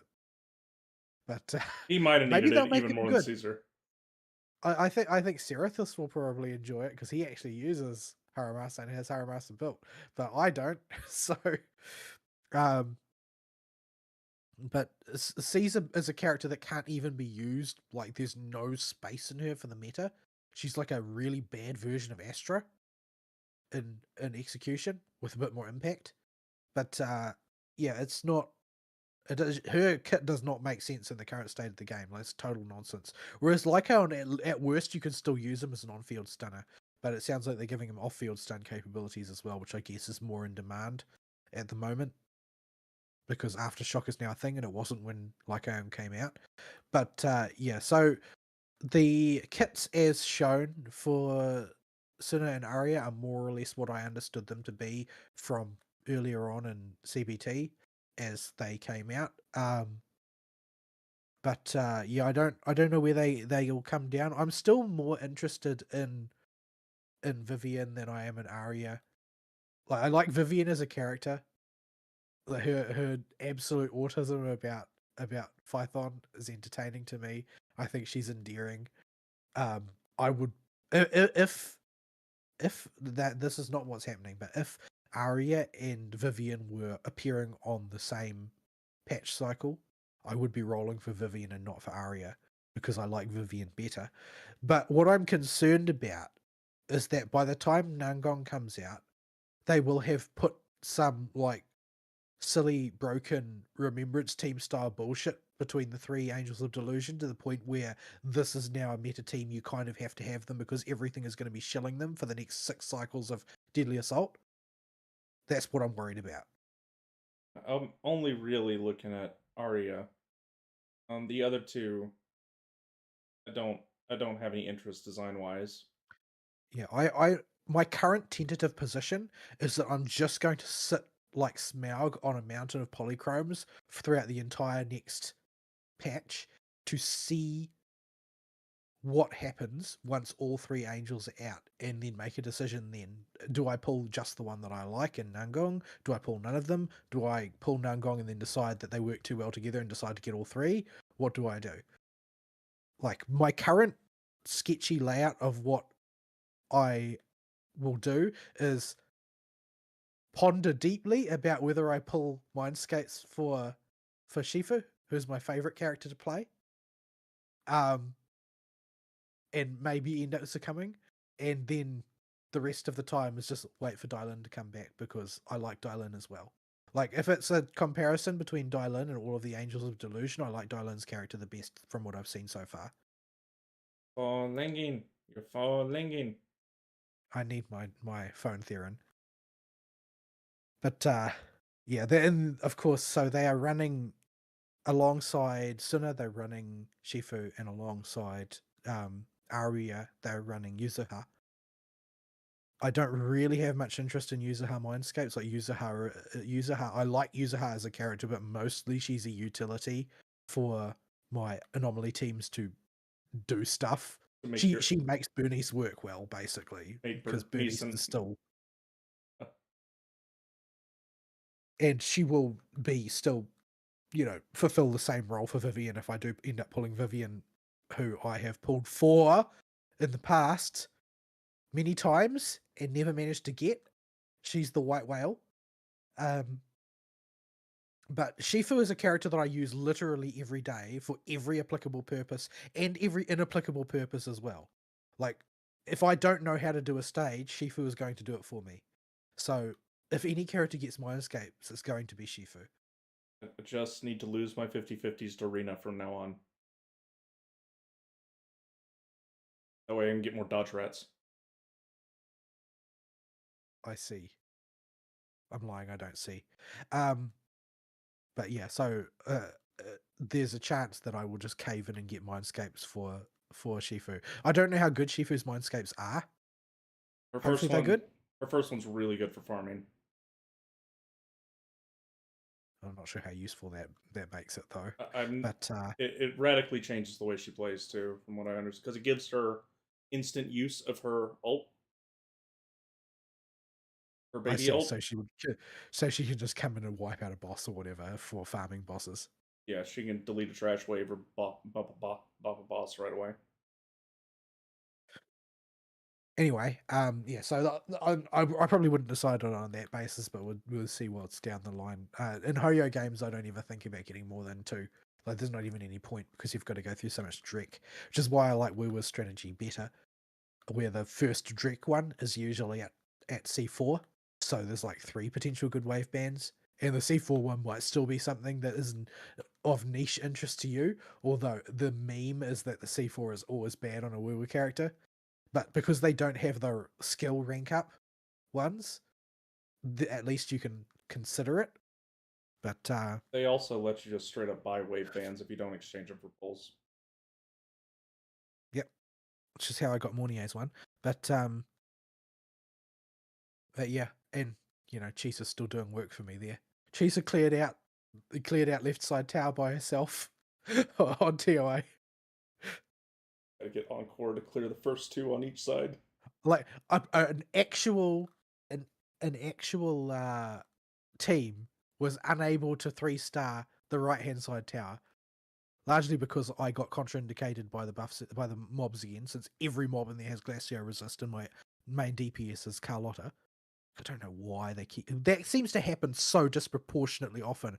I guess it's because there are no Glacio characters in the game apart from freaking Carlotta, so she's the only one who's ever going to get screwed. Well, Wuwa does have proactive shilling with some of the buffs they give, but more importantly in Wuwa is you don't get closed out if you don't have a team that's part of the proactive shilling, but you can get closed out or have one of your teams closed out if the element just resists it.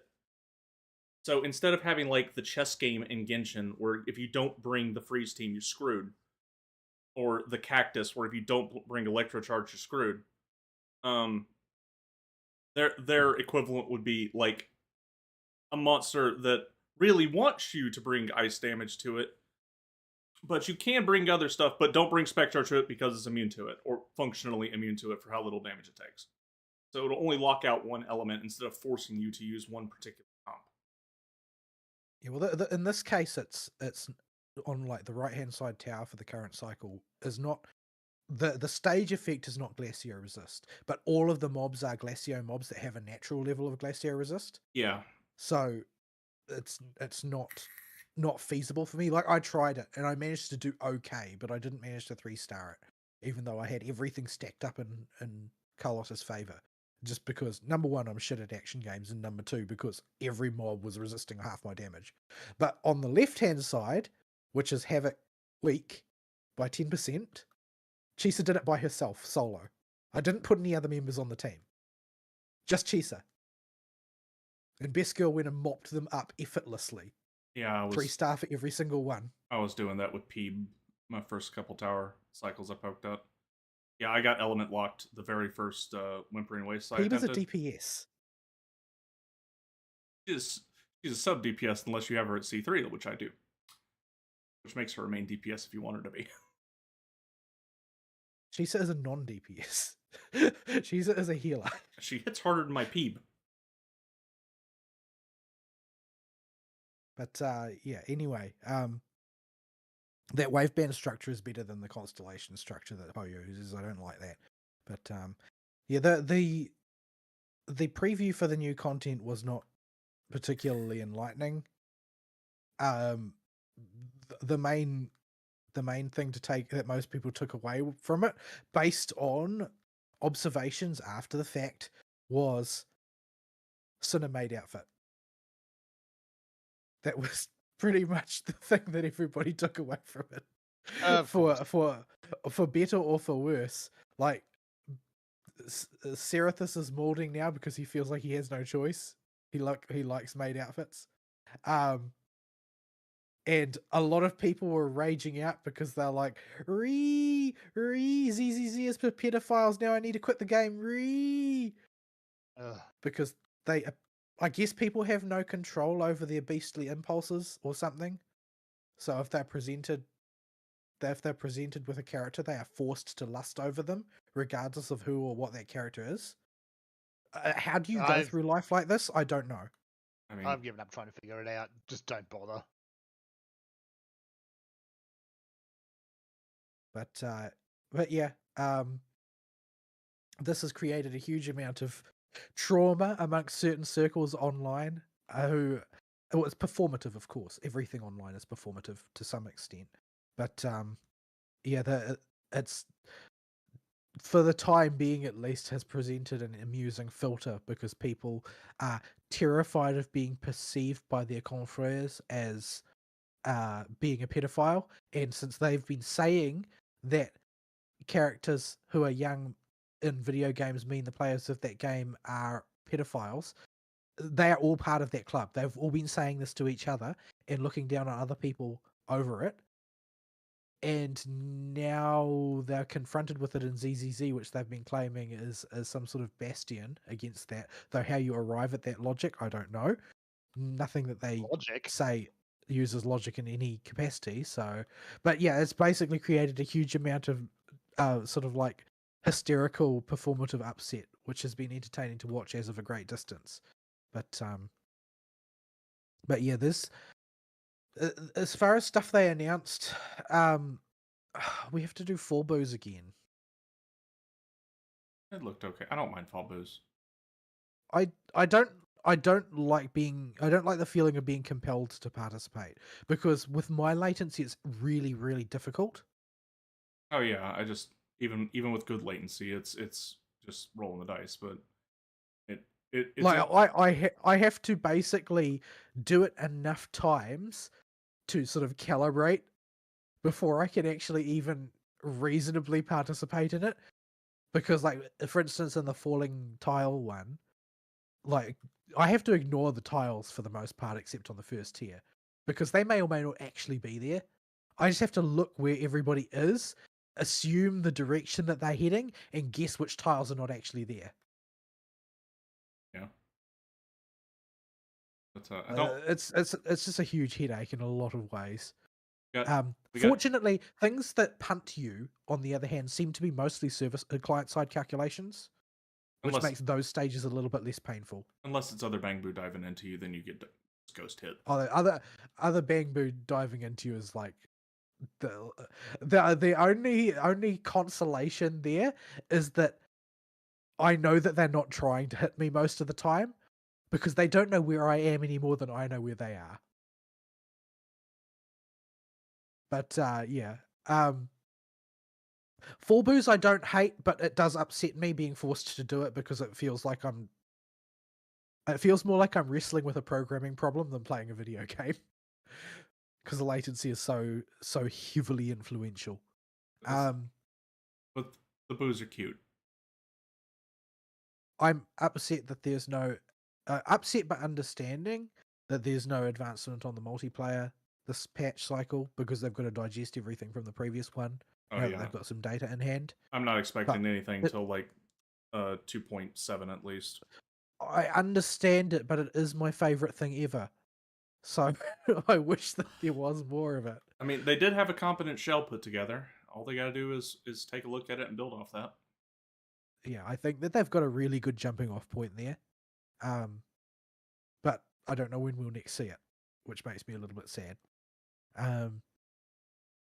Yeah, but mainly I'm, as usual with these games, I'm mainly looking forward to the story, and everything else is just like gravy on top of that. Hopefully now that they're dialing back to a sort of a closer to home type of story about, a bunch of kids trying to make it big as idols and their own sort of like close to home concerns about the effort to do that. Maybe that will make the story will find a bit of balance and be able to take a breather, as opposed to trying to tell a narrative that they don't seem to know what it actually consists of, which is what seemed to be happening by the time we got to the end of the last arc. Yeah, hopefully we'll be able to reestablish some equilibrium there. We have Timu Tetris yeah, and Timu Taiko coming up. I really don't like Tetris. I don't like Tetris generally, and now I'm being forced to play Tetris. But thankfully, it doesn't look like it's going to last terribly long. Just spend like 140 hours playing Ibu and Puyo Puyo Tetris. I don't want to. Don't want to play Tetris in any context. I'm terrified that they're going to introduce Tetris to Star Rail next. Oh, don't give them ideas. That'd be fun. I want them to introduce Riichi Mahjong, which they won't do. I want them to hold off on Mahjong until Japan-China relations are back to sane, and then introduce Riichi Mahjong. You need Riichi. You can't live without Riichi. I don't know what the uptake of Riichi is like in China. Like, I think that there is some because of Hong Kong and Singapore. Given that a huge chunk of the people that play Mahjong Soul are Chinese instead of Japanese, it's like it probably depends a lot on what region you go to. Like the port regions probably use it, but the inland regions probably don't. Because normal non-Riichi Mahjong is for taking a vacation at the Mahjong parlor for like the entire day. You're never going to finish the game. Nobody's going to score any hands, and quick games are not a thing in non-Riichi Mahjong. Well, I mean, this is sort of like this is a phenomenon you see in lots of similar games. Like, how many people play 5-card stud versus Texas Hold'em these days? Yeah. Like, one of them, the one that is the more accessible and more exciting, is going to end up getting popularized, even if the other one is the one that the bulk of play was for hundreds of years.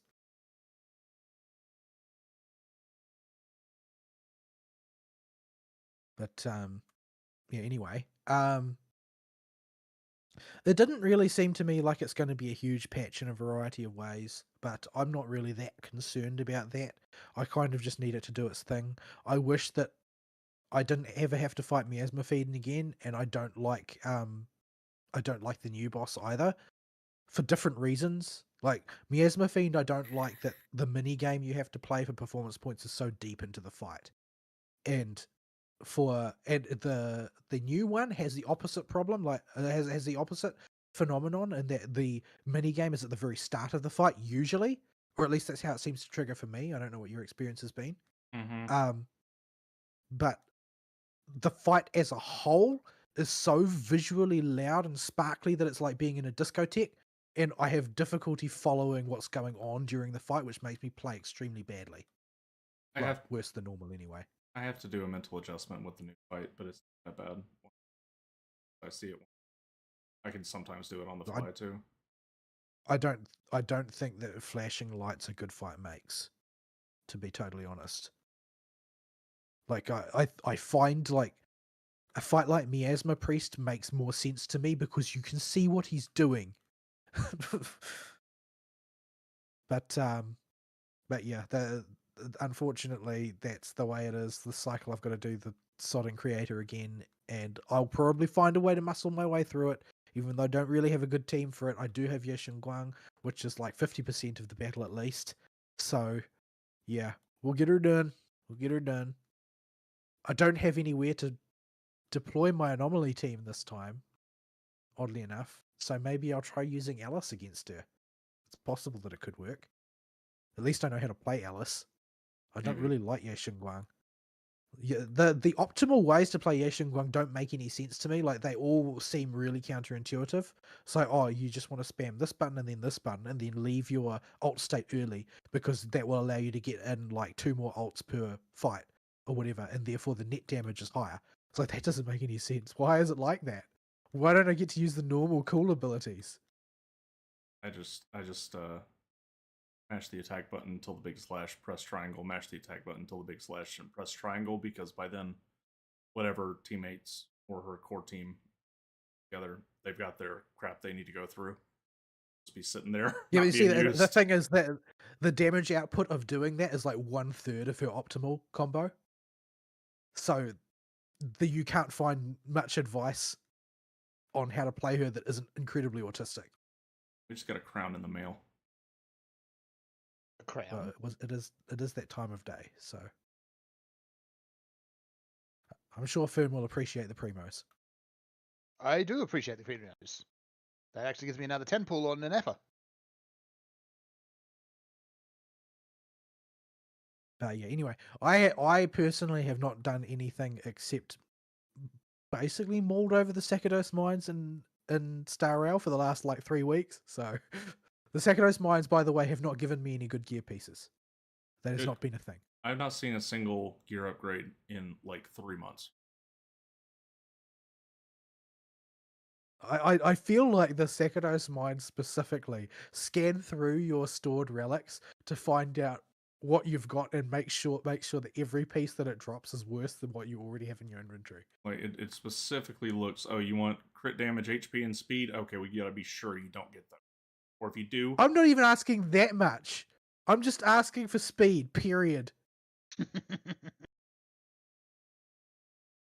Like, I'm going to end up crafting those boots. So I said to myself, I will farm the Sakados mines until 4.0, and then I will craft boots for Sparkle. And it's looking like crafting boots for Sparkle is going to be the way that it goes. yeah, just I hate the gear in Star Rail. Yeah, but the thing is that there's no intellectual reason why it should be any worse than Genshin or ZZZ. It just seems to be. Yeah. For no reason. Like, it's got the same engine. If you look at the drop odds, they're not different. I think it's probably because there are certain individual stats that are just so much more impactful, and that's predominantly due to the Star Rail developers' addiction to the speed stat. They cannot leave it alone, and therefore any piece you've got that doesn't have the speed stat on it is worthless unless you are building the Remembrance team, in which case every piece has a speed stat on it, and you don't want it. Yeah. And how does it know? How does it know every time? Like, I've got so many speed pieces come out of doing the newest Echo of War, because it drops that.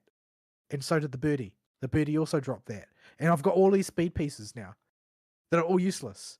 I need to go through my inventory and delete all of them and turn them all into grist. Because, holy crap, man, how does it even know? Mm. But yeah, so Star Rail's new stream for previewing 4.0 is coming out Friday of the week approaching. And it's in the middle of the freaking night, as usual for me. So I won't be able to watch it because I've got work the next day, which sucks. But they're going to be previewing Planacadia in proper, and hopefully we'll see what the final shape of the Elation characters' kits will be there. heaps and heaps and heaps of rumors have come out over the past few days about what's going to be in 4.0. The one that has generated the most buzz, as usual, is the 5-star picker.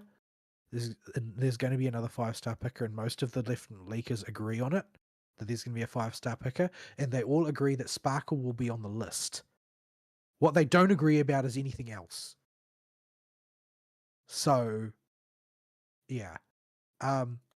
Most of the current lists include Jingyuan and Acheron and Kafka and a few others. Aventurin's usually on it. Black Swan is not, which is frustrating. But yeah, there's a mixture of different suggestions though, and don't know what I'd get. Probably Kafka, because Dot is a comp that I actively use, and Kafka's E1 is a straight up Dot amp for the whole team, so that seems like probably the best play. Unless they spend like the entirety of 4.x deprecating the usefulness of Dot, which is also possible. But getting a Kafka E1 at the same time as a Black Swan Nova Flare seems like it will put Dot in a very solid position going forward 4.0, 4.1, maybe even 4.2 without any adjustments. So, yeah, looking forward to seeing Dot radically counter shield for 3 patches worth of in-game content. Won't that be wonderful? Yeah, I mean the only other option that I would probably consider is Sparkle E1. I don't think my account really needs a Jingyuan, even if they have buffed him in more patches than any other character has ever been buffed in the history of ever, since every type of gameplay seems to be compatible with Jingyuan. I don't really want another penis haver on my account, so no Aventurine. The only thing Aventurine has been necessary for seems to be that healing quest, that healing challenge that I still haven't passed because it's too hard. And get out break teams that are imaginary weak. I have to do. I guess that's also technically a thing because he does get a lot of attacks.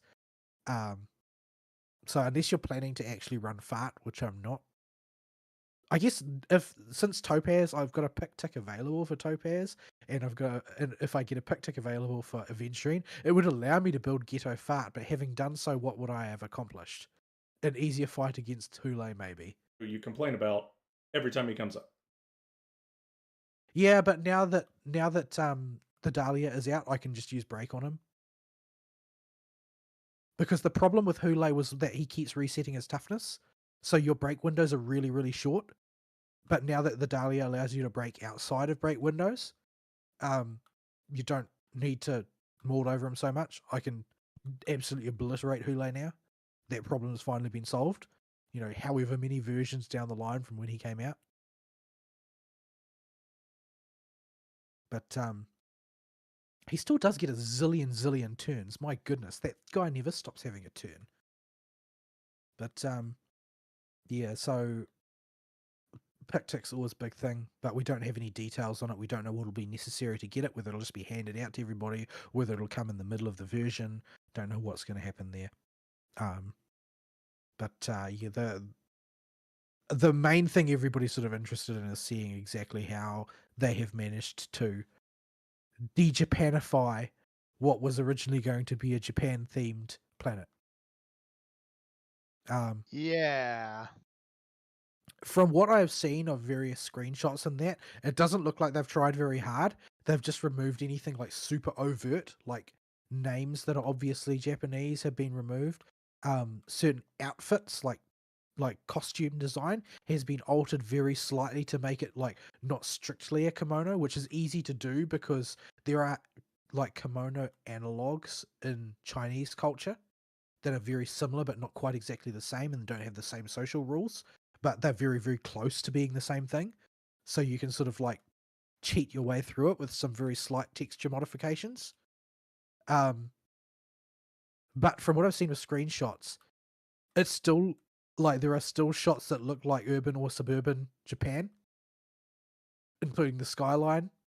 Like they've clearly done just enough Like, this is clearly the minimum possible to comply with what has been demanded of them, which makes it seem even more like it was just a demand that they had no choice about. Like, you're going to do this whether you like it or not. And so they've just done the absolute minimum. But, yeah. Going to be looking forward to seeing how that all shapes up in the end. But, the nearer upcoming thing, of course, is the new Woowa patch and Ameth. So I'm looking forward to that as well. I have some asterite. I'm going to need some luck. But yeah. Hopefully it'll all go well, and there's going to be a new region, so there's going to be asterite lying on the ground for me to go and harvest as well. So yeah.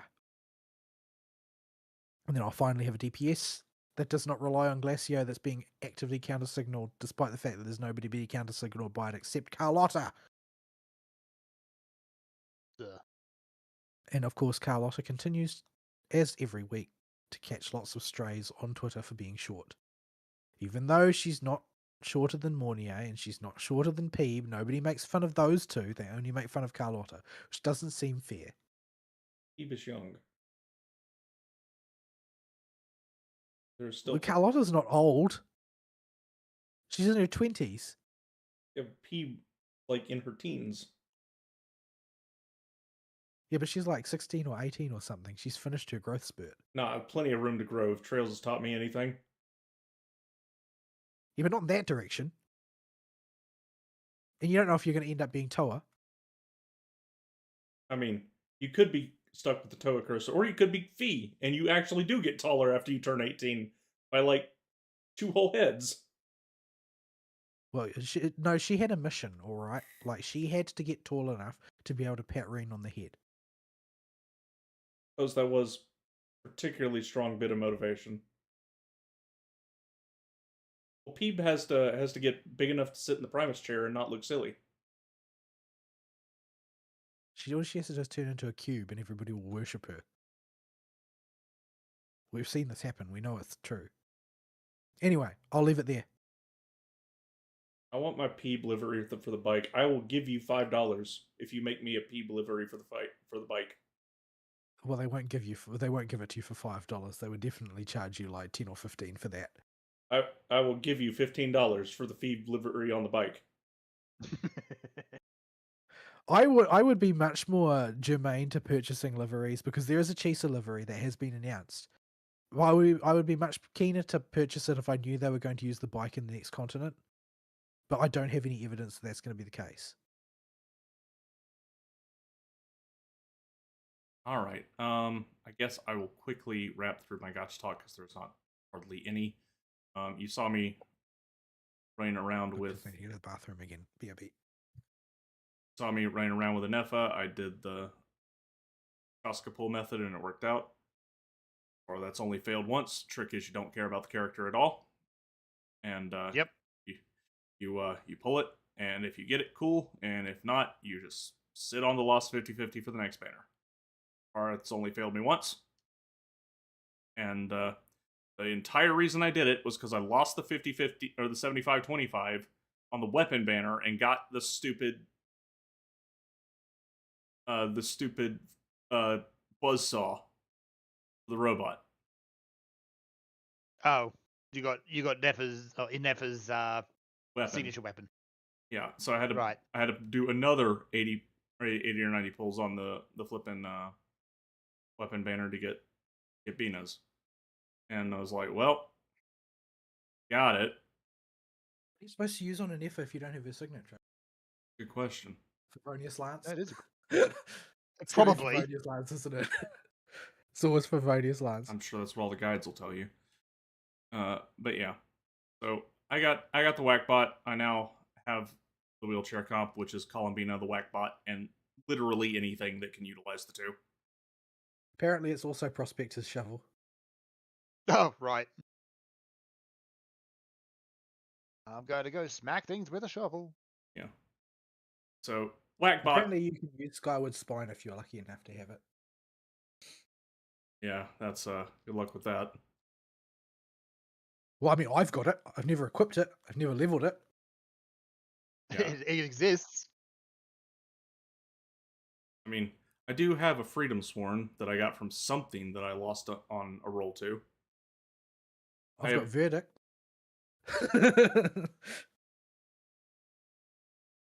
I got R3 Skyward Blade.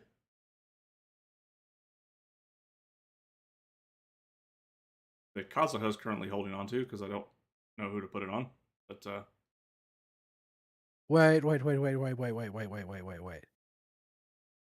Verdict's description has been updated. now say Lunar Crystallize. Yeah. Does that mean that I might have a use for it? Is there somebody that can equip it now? Maybe you have Probably to. not. You have to find a Geo character. The maid. The maid can do it. Of But- course. Well, yeah, I give it to Noelle.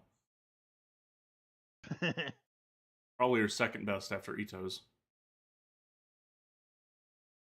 Even though she scales with defense. Fine. Noelle deserves it.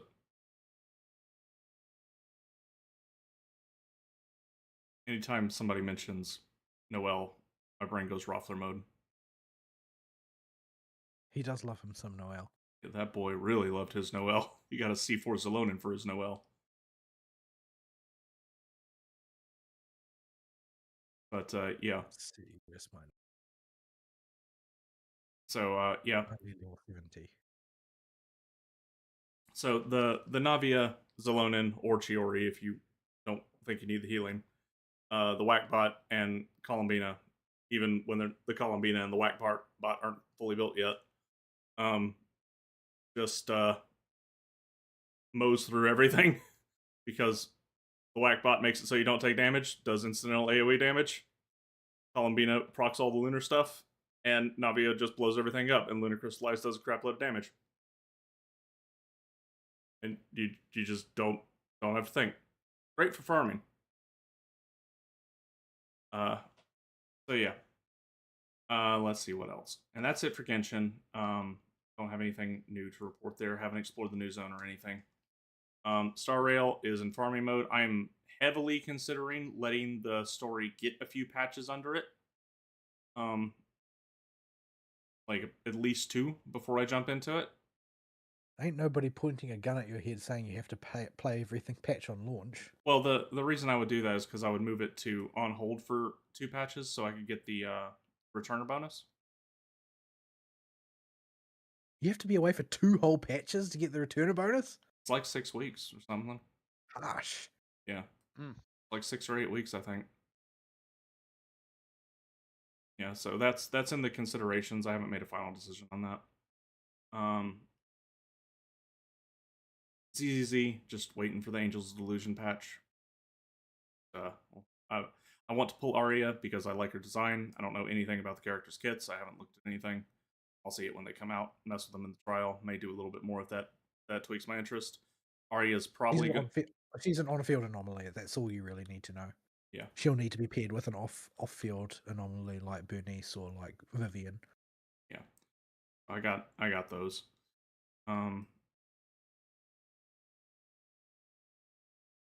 But yeah, I do like my anomaly teams. Jane is still my favorite character to play in the game, even after all this time. And now that I've maxed out my Rena, because I just keep pulling Renas, I'm hoping to pull even more Renas, because every 2 extra Renas I get now, I get a free Dodge Rat. Another Dodge Rat constellation. You can get the little tickets now. Yeah, that's why Jeopard's still on my 50-50 loss for Star Rail.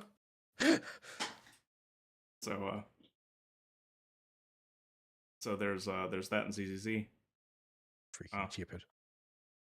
Not a whole lot going on other than that. I don't mind Tetris. I play it for fun. I hate Tetris. I literally convinced my sister to play Tetris with me when we were stuck snowed in last weekend. And I did not know we were getting Timu Tetris. It's easy. So yeah. Fine with that. Let's see. Woo-wah.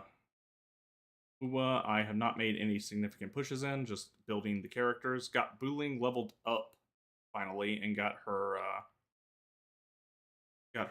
talents at least all turned on. They're not leveled, obviously, because that requires boss drops. Got Mornier. I really like Booling, but there's not really a team for me to put her on. Well, right now I'm kind of, it's Mornier or go home, and now I got Booling to stick on there as a placeholder. Well, I've got Mornier and Shorekeeper and Verena all leveled and skilled up, so building Booling would be kind of gilding the lily a bit. Yeah.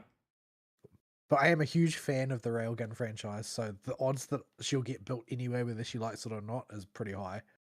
I have not actually used her yet.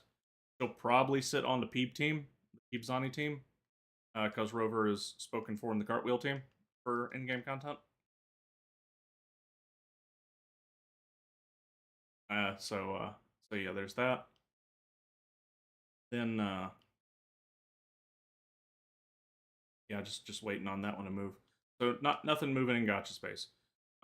This week, last weekend I mentioned that the sky was falling according to the weatherman and my power would go out, and I did this strategically. In fact, I told Vol about this before the show, and continued to act this way throughout it because I knew it would influence the way that all the universe works, right? So, if you expect the power to go out and the storm to be terrible, the power won't actually go out and you'll be fine. Which is what happened last week. Sounds about right, yes. This week, they downplayed the snow we're getting because we're getting snow this weekend instead of ice. And my area still has power because we're in the city of Mulberry. And guess what the city of Mulberry pays to do that the city of Beaufort doesn't? Prune trees. We're in the tree lines. Right. So we have power. A bunch of Beaufort doesn't. So it's just been, what's this? This white shit's everywhere.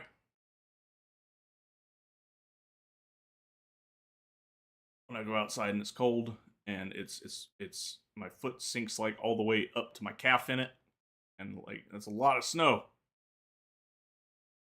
I don't know what this stuff is. That stuff I saw in the television shows one time. Is this thing that happens in other places of the world? Yeah, It's been years since we had snow in Christchurch. It gets really cold, but it doesn't snow. Yeah. Did you at least get We're too close slush to or sludge? usually not. We get hail, but we don't usually Okay. get sleet or slush or snow. It's because we're on the coast, probably. Yeah. If you're too close to the coast, you tend not to get it. So yeah, we got a lot of snow, like over 6 inches of snow, which is unheard of in recent memory. In the last decade and a half, we have not got anywhere near that much. And when it does snow here, it only snows about once every 2 years. So my sister and my not useless cousin were out playing in the yard. They didn't have sleds, but they had an inner tubes, and were sledding down the backyard with them. And watching nominal adults attempting to sled was from the safety of my porch was like. Yeah, I was just thinking to myself, how old is your sister again? Isn't she like 20 odd? Yeah, mid 20s, approaching 30 actually. I think she'll be 30 this year. You should remind her of that at every opportunity to wind her up. I already do. Excellent. Good job. It's in the older sibling handbook. Yes. But yeah, so watching them do this, I was hoping one of them would get hurt. Unfortunately, that didn't happen. That did not happen.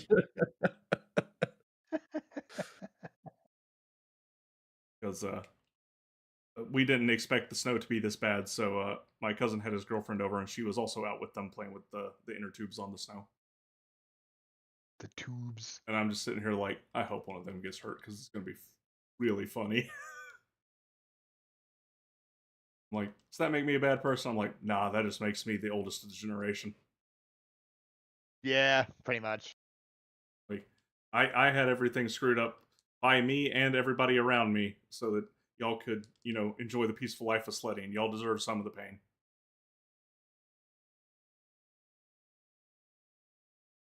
So that's been an interesting day.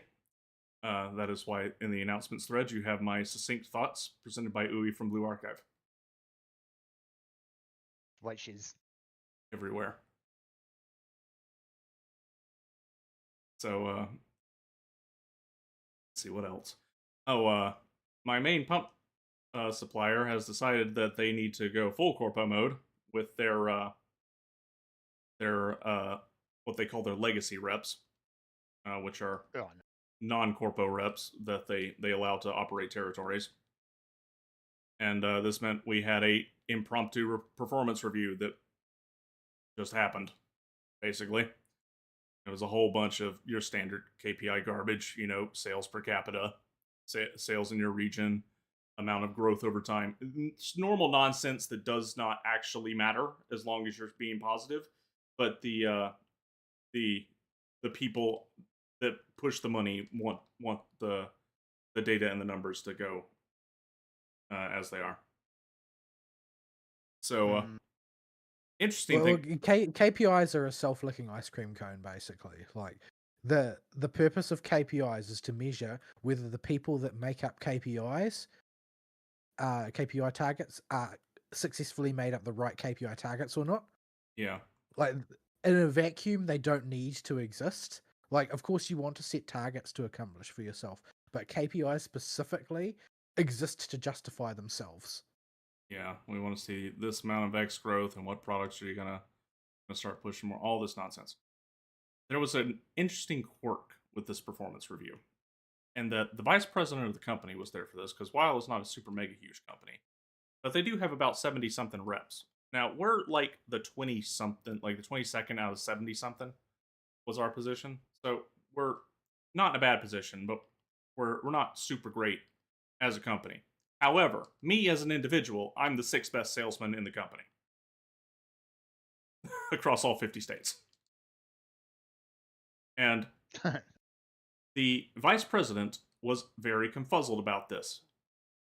And the reason he was confuzzled is because I've never attended formal training. I have never gone to tour the factory. I have never done anything that was normally required to be a rep. But I don't understand what any of that has to do with making sales. Yeah, that's the thing. Yeah, generally it doesn't. Like the the the philosophy I have is you get in your little car and you go somewhere if there's a problem. You go talk to engineers. You pick up the dang telephone if you or the customer is confused, and you try to get stuff back within 24 hours, even if it's just a response to say, "Yes, I know things are still going. I'm working on it. I'm being held up by this. I'll get it to you as soon as I can." And just if You see, there's the VP is not actually thinking about being confuzzled at how you can perform. What he's confuzzled at is, why did I spend all of this money on these training programs? Why did they tell me I needed to do that? If it doesn't actually matter in the end, can I actually get that money back? yeah, because what actually matters in sales is one, the climate, because every year is a different sales climate when it comes to big purchases like construction. And the the other thing is just your responsiveness. Can you read the person that you're talking to, and do you give them adequate enough service so they want to come back to you over anybody else? Are you able to pretend to give a care? Like, if you've ever inspected like NPS documents, I don't know if you have that with Net Promoter Score. Um, the the thing that always comes out if you aggregate the feedback is always communication, communication, communication. It's the only thing that really matters. Yeah. If you are proactive in your communication, that will do most of the work for you if you're established. And this just seemed natural to me. Nobody had to teach me this, but to cover my butt, I'm just like, oh yeah, Granddaddy taught me everything before he retired, because Granddaddy did literally all the initial designs for every single pump that company sells. So they're like, oh, that makes sense. Okay, sure, go with that. Whatever gets me out of this stupid review faster, because I got people I need to talk to. I've got to conduct them. Not only do I have them, but I have to conduct them as well. I hate doing it. It's my least favorite thing in the year because it's so performative, and it's likely to end up setting expectations that can't be met because they're supposed to like set goals and stuff, and it's like, I'm supposed to do this, and I'm supposed to help you achieve your goals, but I'm not resourced to do that at all. Like, they want me to help you set goals and accomplish them, but they're not going to supply me with any of the material required to do it. Just So anything I say to you is going to be a lie.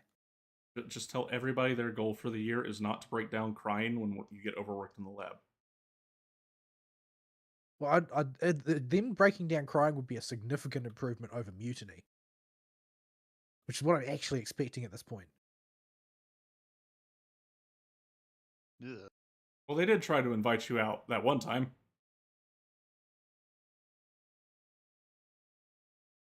I mean, anytime I get invited out, it's always at a time that, like, I'm actually in the lab working, or I'm asleep because I was in the lab working for 13 hours. Yeah. So yeah. I'm not actually paid to be in the lab. I'm supposed to manage the sodding thing. Yeah, they don't give you the resources to stay out of the lab. No, they absolutely do not, which is incredibly frustrating because then they will turn around and say, why are you spending all your time in the lab?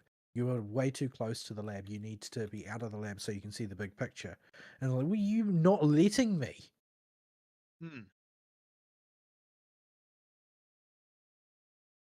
So yeah, I've got to go through that rigmarole. I've got a deadline by end of February to complete all of them, and I don't know when I'm going to do that. Yeah. The opossum was convinced that this was the end of the world. We were getting dropped. Like, our sales have been fine. What are you talking about?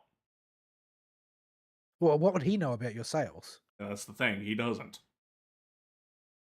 Like, I've been telling you for years, we're fine. Ever since I've taken over, we've been good because I actually get customers. At least he didn't go to the performance review. Oh, he was there, and he. No, I mean like by himself. Oh yeah, no, he had me supervising the whole thing. No, good thing about family But, business. but he hasn't made any sales in years. No, and they know that. So how's he's like? Is there? Are you able to observe the dawning awareness in their eyes that he's dead weight? I have put it this way: the brief out of review conversation I had with my the girl that is our quote unquote account manager, otherwise known as the girl I go to when I can't find a document that used to exist at some point. Like, can you look up this SO number and tell me what it was when it was ordered? I can build a replacement. That girl was at the review too, because they drag the account lady for any given rep out with these apparently. And we stayed on the call after the opossum and the VP left, and she's just like, so yeah, we know that it's you doing all the sales because your name's on all of the orders.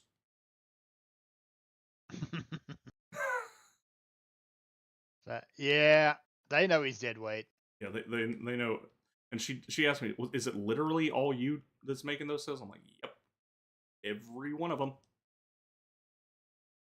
Now, what does he actually do? He sleeps on the couch. He buys trucks.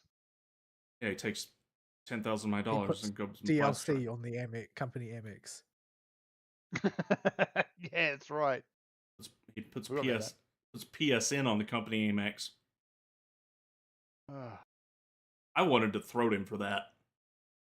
Do you know the kind of hoops I have to jump through at tax time to make that not ding us in some way? Because the IRS is the most evil organization on the planet.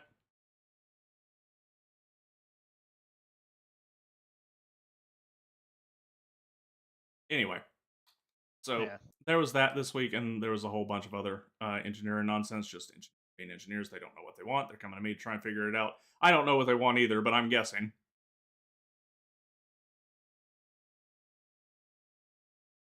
So we're going from there. I got a couple big projects going that are going to need me to go back and forth with the engineers as they decide more and more parts and get it nailed down. They literally don't have a clue right now at the particular job I'm working. I guess I'm just going to spend the year trying to find a way to not get fired with cause. Yeah. Yes. I'm just going to keep on keeping on. Take it 1 month at a time. If I have an opportunity to line up line up stuff to try and expand things, sure, but I just want to make it to the next week. Take things one So week at a then time. I don't know. Like they always want me to set career goals, but I don't know. Like my career goal for the past year has been failed, and my only career goal I set for the past year was be able to take a holiday. Yeah. And the company has actively impeded me from doing this. So like the only career goal left for me is lure my company into a wrongful dismissal lawsuit. Like, what else It can looks I bad if you do? actually write that in the report, though. It probably does. But it's like, well, I'm wondering if there's actually any goals left for me other than that, since they do nothing but attempt to make my life as painful and miserable as possible at this point. Yeah. Yeah, it's a pain in the butt with corpos, but I got them off my butt pretty easy, and will continue to fend them off as much as Well, needed. but the thing is that they're only interested in results, ultimately. Like the results don't mean a blind bit of difference to my employers. What they want is obedience.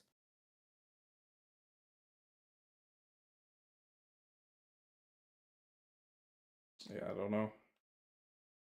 Well, that and money. Like they want money and they want obedience. Even if obedience would reduce the amount of money they get, they still want both.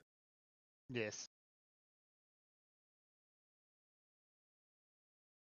Anyway, was Video there games. any news worth talking about? Well, there's actual video games.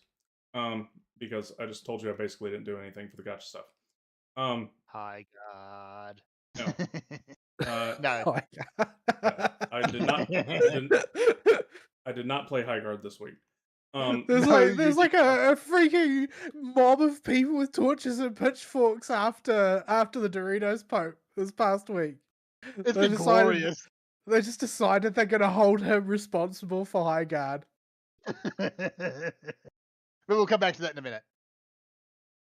So before we get too off in the weeds, one of the big things, or the big thing I've been working on the past several weeks, is going through the new Trails game, Trails Beyond the Horizon, which is functionally Daybreak 3. And I got the platy in it this week, and finished the story earlier in the week, and did the super quick Nightmare Mode playthrough.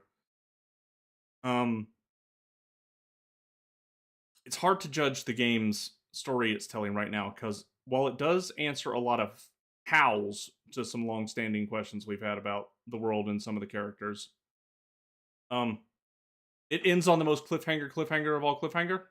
It's I not. watched you do this and I was disgusted. Yeah, it's not as bad as the Cold Steel 3 cliffhanger is our only consolation.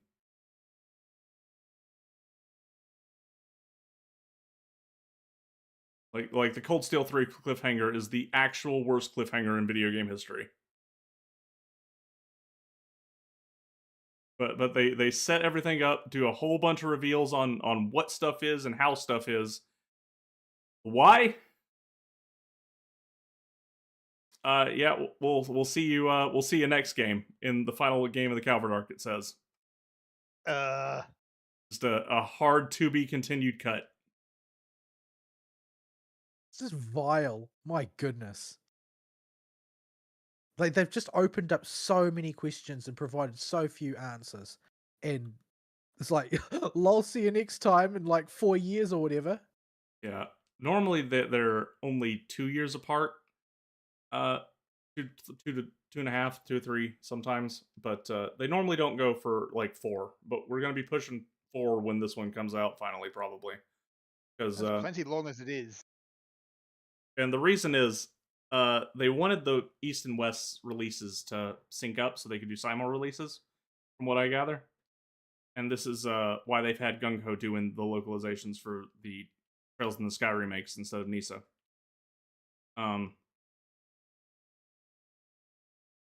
So we're now completely caught up. We have everything that Japan does now.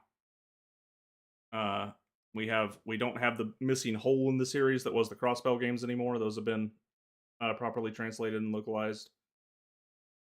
And yeah. So yeah, we won't we won't know where it's going narratively until later. There are a couple interesting directions they could take some of the characters and some of the plots they got going on. Usually they don't stick all of them when they get to a cliffhanger like this, but they'll usually stick at least a few. What do you call it? The gameplay in Daybreak is improved, or in Beyond the Horizon is improved from the Daybreak games. It adds a whole mess of system mechanics, which is going to turn out to be broken in the next game because Falcom can't help themselves. And they're already pretty broken. And Nightmare Mode requires you to abuse the battle command system, where you spend 2 of your bars you can accumulate by using S-crafts to activate a permanent passive effect. Well, not permanent, but it'll last for like 6 turns, and then you got to reapply it. And these do crazy things like reduce damage taken by 90% and stuff like that. Like they are absolutely genuinely busted when you get the in-game ones, and Nightmare Mode in-game requires you to abuse them, otherwise you just get one shot. So their Nightmare Mode design could use a lot of help. I did not like it nearly as much as my Nightmare Mode playthrough of the Sky First Chapter games, where because there's just less system mechanics for you to abuse, you actually have to, engage with the system.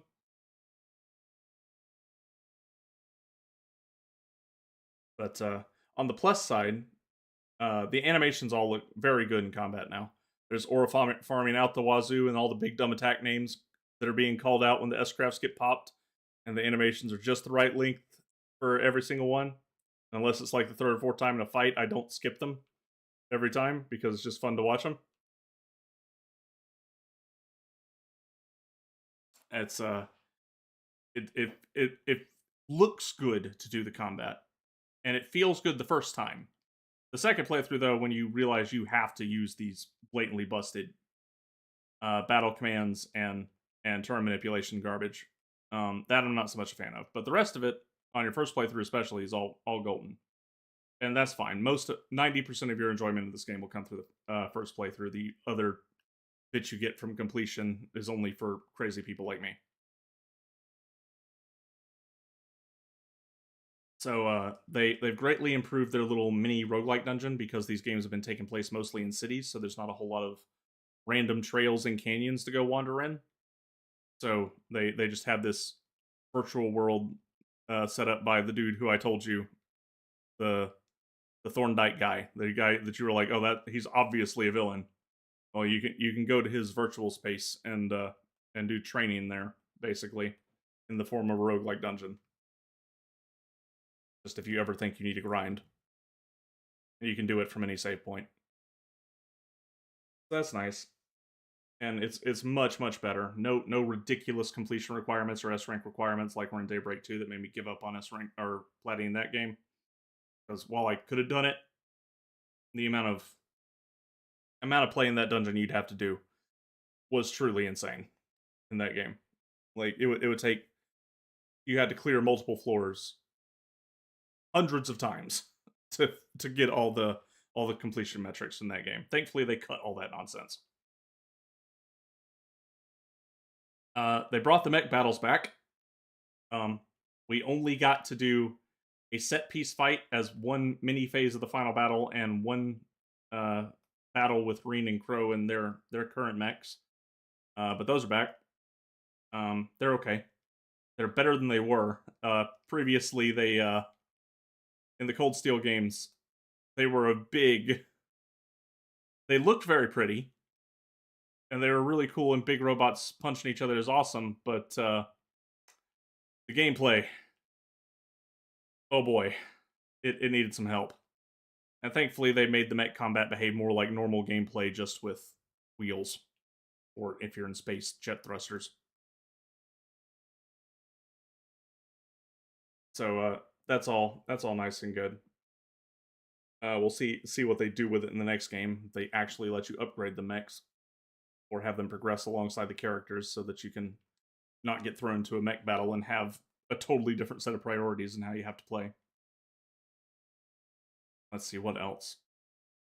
All the character stories are good in this game. I like pretty much all of them. None of them stuck out as just real bad. Some of them are not particularly impactful, but they're all relatively short, so any of the non-impactful ones don't really detract from the experience very much. The question is whether any of the character development will carry over to the next game. Yeah. So there are time loop shenanigans and interrupted time loop shenanigans going on at the end of this game. We don't actually know what's going to happen. And I'm not even sure Kondo knows what he's going to do for the next game, because I get the feeling the particularly long break and going to do the Sky Games, he might have said it was to bring the East and West's release dates closer together. It might have also been to buy him time to figure out how he's going to untangle this mess. Well, because he's only got this one game that's coming up to close off Van's plot, doesn't he? Yeah. And in Cold Steel 4, the answer was just make the game absolutely massive.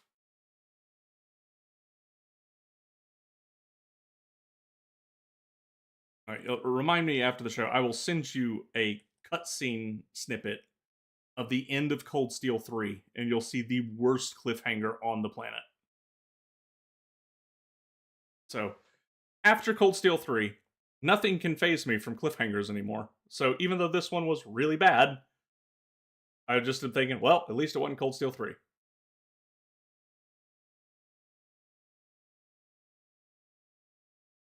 But yeah, I really did enjoy Trails Beyond the Horizon as an overall package. I thought it was a good game. The cliffhanger ending is what it is. That'll be amended with time, and we'll see how it holds up narratively once everything comes together. But the individual stories told are fine. So we'll see.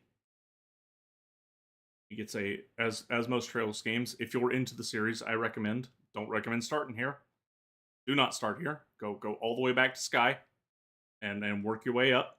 If you know. How do you get through the rain hump? You knuckle down and you make sure you wear a helmet, because you may get head patted.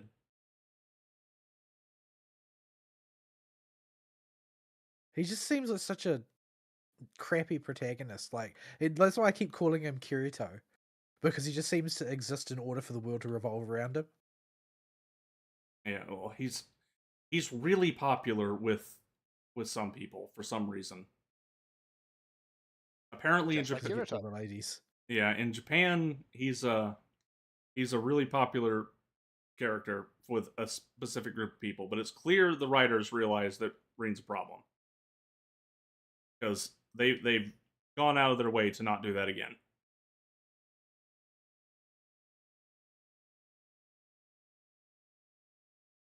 But yeah, once you get to it, you get to everybody's favorite dork addicted to sweets and his truck, and his super robot super form, or whatever the Grendel is. We don't actually know yet.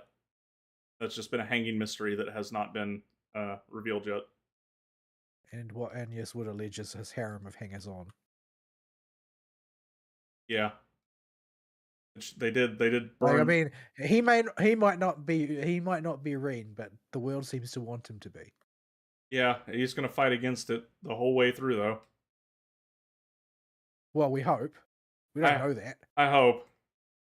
Stay strong, Van. I know your memories are all gonna be jacked up after the time loop, but figure it out, my guy. Just go marry your truck. Elaine can be in it if you want it to. They did take his sweets addiction, his secondary quirk, up to 11 in this game. We're now on the fake internet. He runs a sweets blog, and anytime a character, even remotely affiliated with Arkwright Solutions, eats a new sweet, you can upload a review of it to the blog and see what that character thinks about that particular sweet food. And then Van will give them a rating based on how good he thought their review was. Okay. I thought that was a bit of cute character interaction. It's really fun dumb. It's really stupid. Especially when one of them's like, okay, I'm a wanted criminal by everybody in the Empire and Erebonia. But hang on, I gotta post this totally by Rufus Alberea review of this random parfait I had at this cafe on the internet for everybody to see.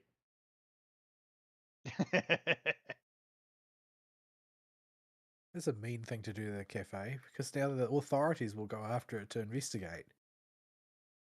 Well, the CID's got bigger problems right now. But they'll know that they make a banging parfait. Yeah. So yeah, This guy who loves his truck says so. yeah.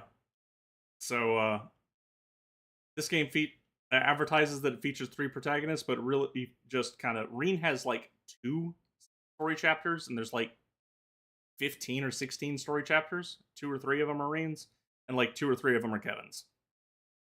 And Kevin, even though he's been absent from like the games since Sky the Third, and I made a brief physical cameo appearance in one of them in the interim.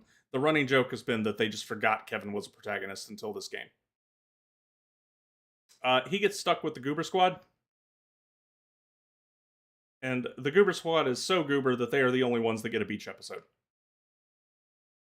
Well, they get why you dressed all of your characters in a very sus way. Yes, because they got all the fun outfits. They also go to the casino, which is where the bunny outfit came from.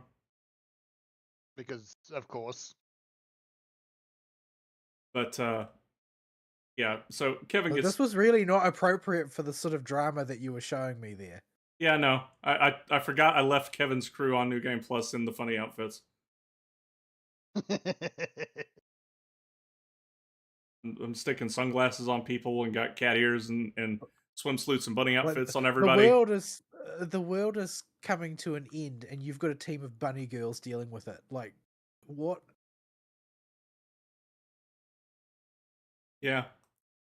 So yeah, I just forgot about Kevin's team. They just kind of sat there. Like, oh, that's right. I stuck them all in funny costumes. They just don't get very much screen time.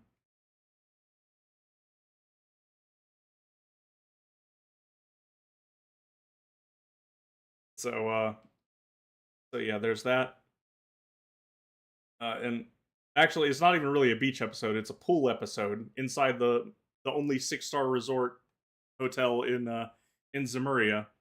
But the former bad guy from the Cold Steel games doesn't have any money, so he could pay for half a day's stay and use of the pool. He couldn't pay for them to stay the night. And they were all hyped up thinking they got to stay at this super luxury, and he's like, this is still so Reen though. It's like everybody else is doing important things, and Reen is going to a resort with bunny girls or whatever. oh no, that was this is Kevin, right? Yeah, this is Kevin. So that's, and unfortunately, the particular bunny girls that he's going with are probably deranged in some way, since it's Kevin. Yeah, they are absolutely bonkers. Those girls deserve every kind of silly nonsense I stick on them with costumes. Nadia and Lapis are both not right in the head. Lapis isn't even a real person; she's a robot.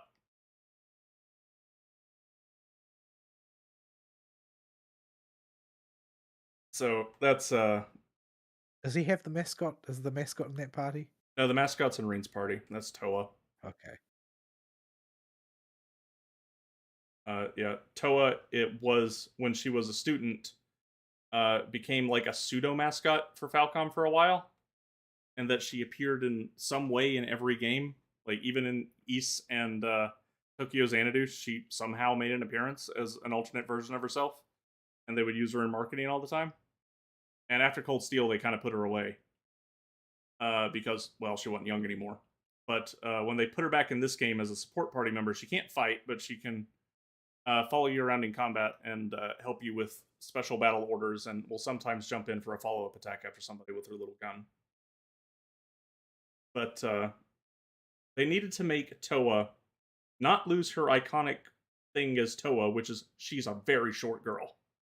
Even when she was a senior in high school, girlfriend is itty bitty. But we need her to be an adult now. So how do we make this work? Because we can't make her grow up anymore. That would not only not make any sense, despite breaking that rule with Fee, but Toa's whole shtick is she's tiny. We'll just give her the most ridiculous Hartman hips on the planet. so that there's no mistaking how old she is. Like, oh, we need to signal childbearing maturity, but we can't make her look like a grown woman. So what do we do? Giant pelvis. Yes, and it is Oh, so dear. funny when you see it the first time in game, especially if you know her older model and how different it is.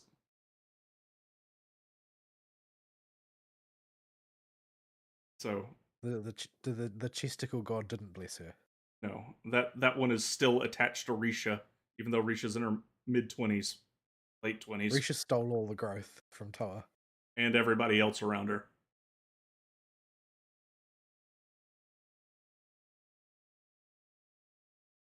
So yeah, for Fern, I will elucidate. Oh, dear. I will just Yeah, normally when a character has to grow up like that, and they just kind of grow their chest and leave it at that. yeah, no, Risha just is a character that's existed since the Crossbell games, and she just has not stopped. Oh dear.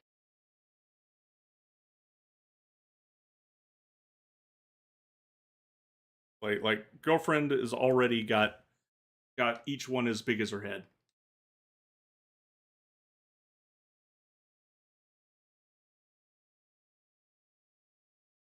So yeah, she is the resident booby lady. There's actually a scene in Reverie where if you have a party of all the gifted ladies and Toa, there's a after battle cutscene that can trigger because there's all kinds of interactions like that in Reverie because Reverie has a cast of like 50 something playable characters. But if you have that particular team, it's just Toa complaining about how it's not fair.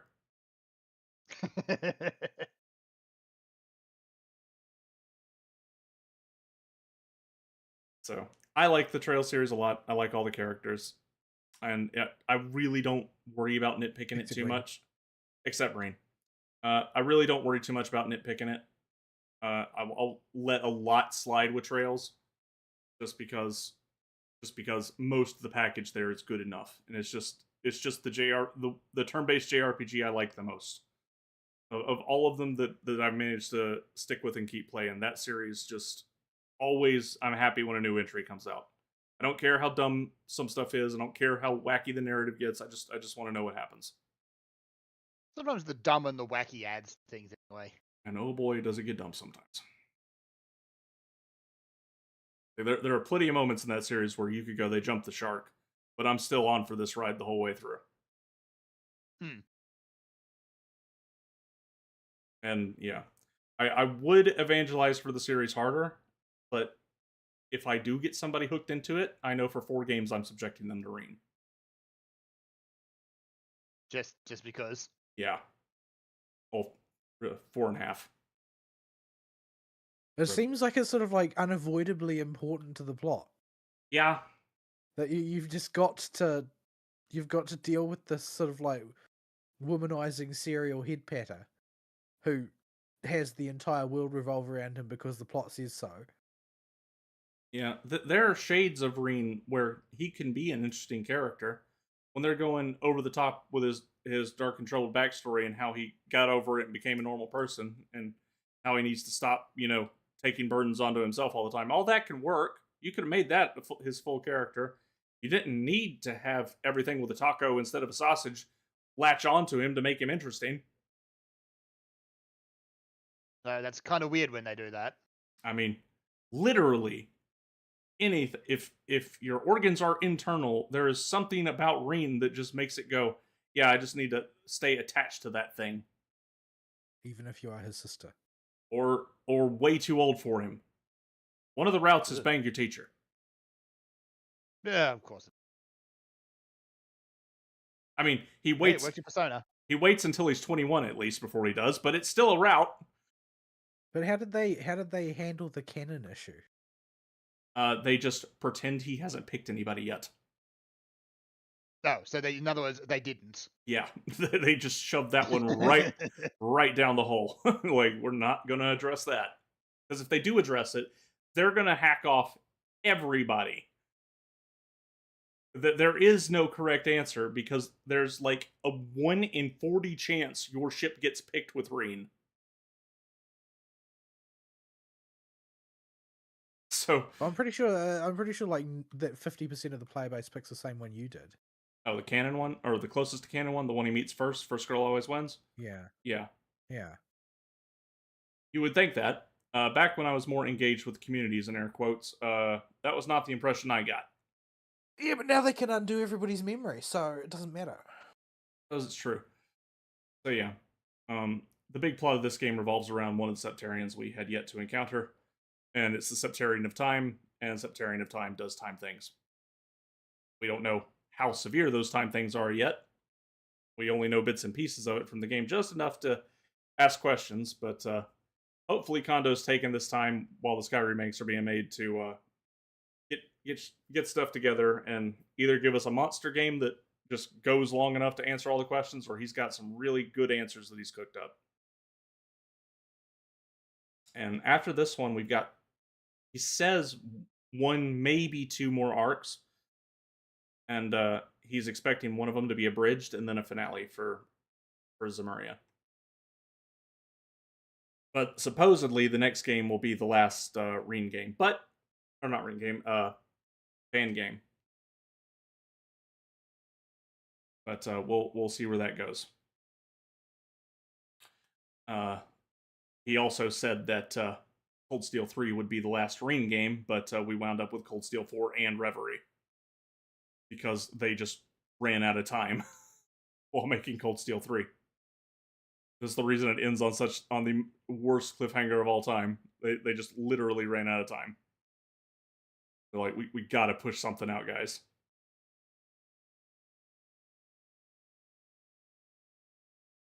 So yeah, if you're interested in the Trails series, start with the Sky games, and then if that hooks you with the character writing and the world they've set up, go on to the Crossbow games. You won't have a problem with those. Then march your way straight through Cold Steel. And when you get to the end, you will be. I don't actually know, even after so many years have passed, if Van is actually a really good protagonist that I just genuinely like, or if he has the boost by not being Reen. So I do like that he wheels up to the final boss in the current game, not because he has any plan to stop anything. He doesn't even really know what they're doing. They just kind of hacked him off. Like, they just did a whole lot of garbage that ticked him off. So he's just going to roll up to the president's office and go into his super secret bunker and go give him a good bonk on the head.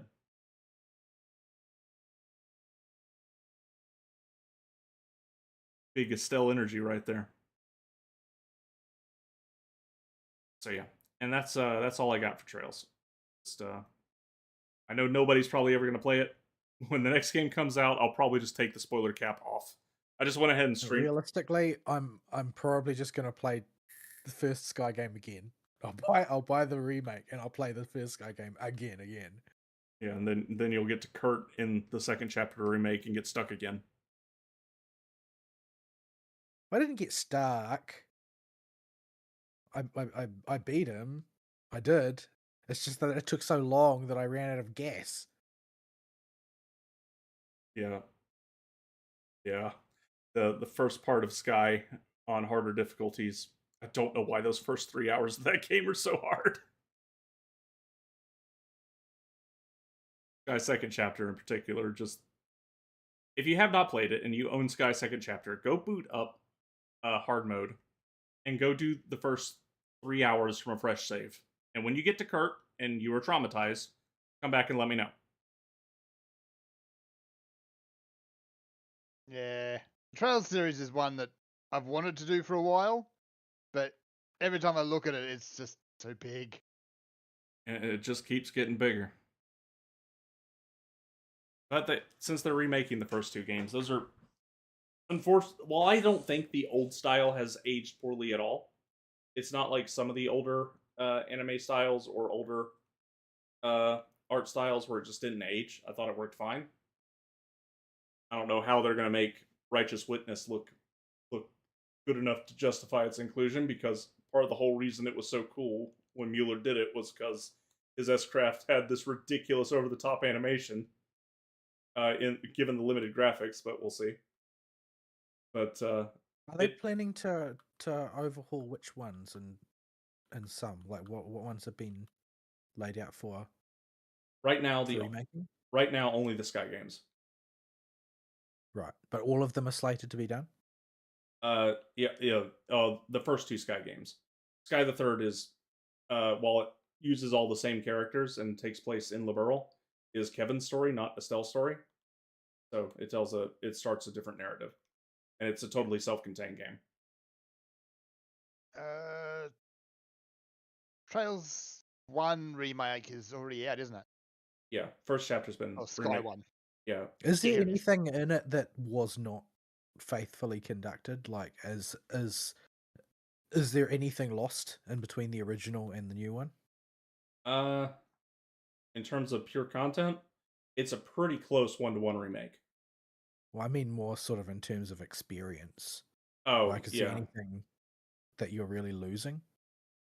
No, it's a fine way to experience first chapter. I can't think of anything that would, other than the fact the English localizers can't pronounce their own words. Yeah, aside from that, Well, liberals. It does come with the Japanese voice track, though, right? Because I'm not really a big believer in English dubs. Yeah. But other than that, the remake will be fine. It hits all the same major beats and doesn't. It manages to capture a lot of the moments that are iconic well enough in terms of gameplay, like the battle against Louve on top of the castle, where you just have Estelle, Chloe, and Shara. Like that's still one of the hardest fights that is the hardest fight in the game. And they managed to keep the systems. They've rolled them back to be very similar to the same simple systems we had at the start of the series, which is part of why I find that combat more engaging. Because when you mix the simple systems with the AT bonuses, you have a very dynamic system already, and you don't have easy ways to break it. I mean, Joshua still can delay everything forever, but they have done some balanced tweaks in the original that make the gameplay not as abusable. Like, anybody that's played first chapter knows how busted Joshua is because the enemy doesn't get a turn.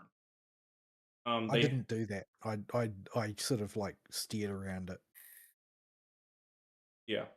So but that made it very, very, very hard in places.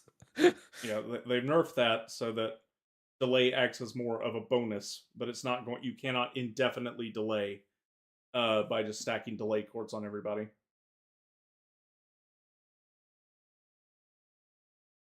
I basically tried the way I set it up was I basically set up each character in the way that seemed like the most lore appropriate. Like if a character seemed to like to use lots of wind stuff, then I basically restricted myself to wind stuff for them. Yeah. It's you're going to be hard locked into that a little bit anyway because of the orbment system in the first game.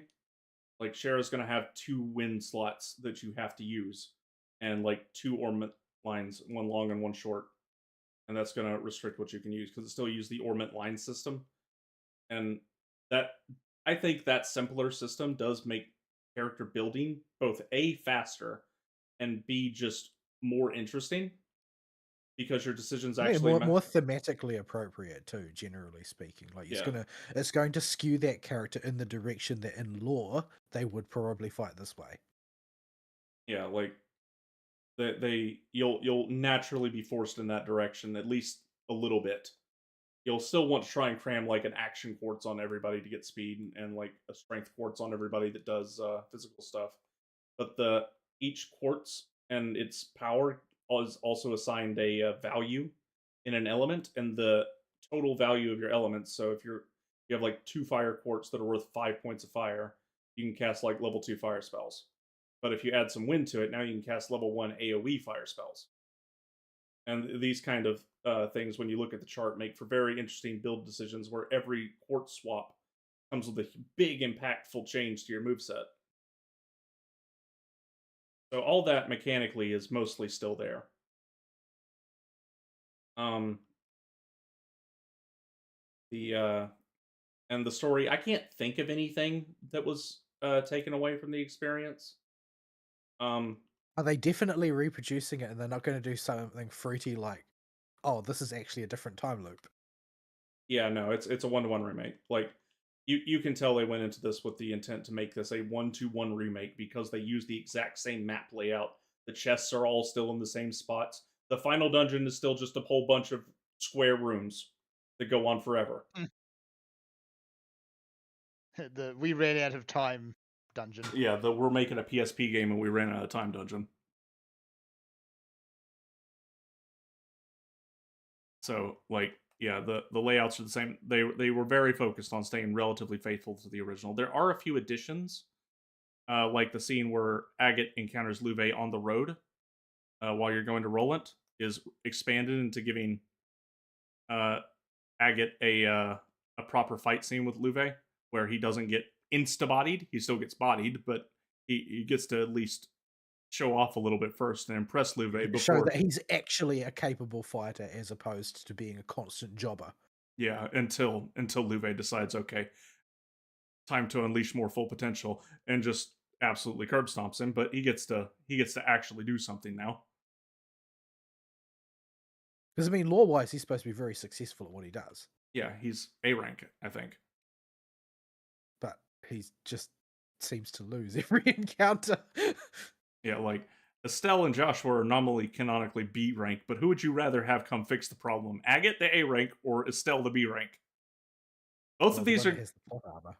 yeah, one of these, Well, yes.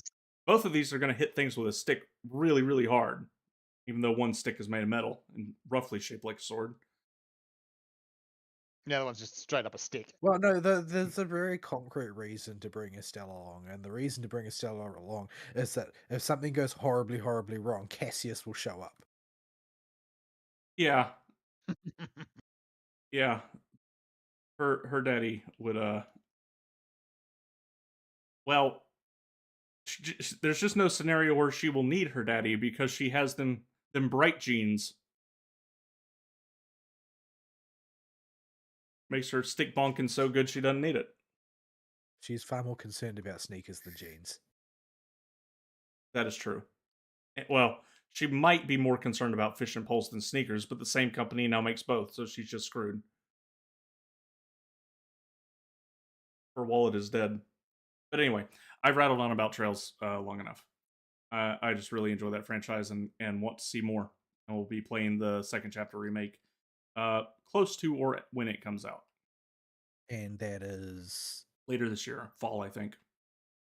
Yeah, they're a bit pricey for my taste, honestly. Those Yeah, remakes. the Gunko is really, they're even worse than Nisa about their pricing. I've not Yeah. been impressed with Gunko at all. They're also not having Durante do the PC port for this one. At least that's what I last heard. That may have changed. And any Falcom game, I want him doing the PC port because he just anytime Falcom does a dumb Japanese UI decision, he'll fix it and give you an option to fix it yourself. Like camera inertia when I booted up East 9 today. Oh dear. Apparently, the option to turn that off was an addition by him. Because he who was invented it to begin with, and what war crime were they charged with? Crimes against sensible gameplay. Article 7. The penalty is death. However, because you did give it to a PC porting guy who can give me the option to turn it off, I'll stay that sentence and just send you to life in prison instead.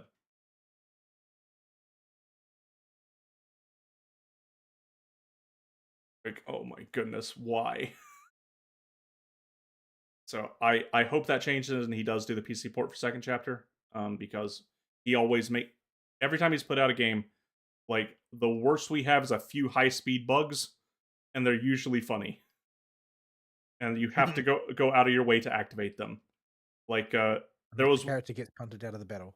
there was one I encountered, and it was in the very last fight of the game in Beyond the Horizon, where when the final boss does his S-craft, if he immediately follows it up with an uppercut that kills the character's velocity will just get screwed up and get punted out of the battlefield where they can't be rezzed. Oh, that's rude. So it just launches them. Yeah. So the correct answer is when he's channeling his long nose powers, you turn the turbo mode off and you watch him slowly walk up to you as his nose gets longer and longer and longer. Ern has no idea what you're talking I about. have no idea what that means. That just sounds completely and utterly absurd. Yeah. Yeah. I'm gonna let you remain innocent on that one. Right. Huh? Oh, okay. We're letting him. There's a particular Get group of away with it. okay. There's a particular group of people. Basically, but they basically keep spamming random Norse terms throughout the whole back end of the game, right? Everything has like Norse mythology names, and then this guy shows up and they switch to Kabbalah instead, just because. Yeah. Just because. Okay. Yeah. This guy has like Van's super mode is called the Grendel, and this guy's is Grendel Shaddai, and his enemy S craft is Ein Sof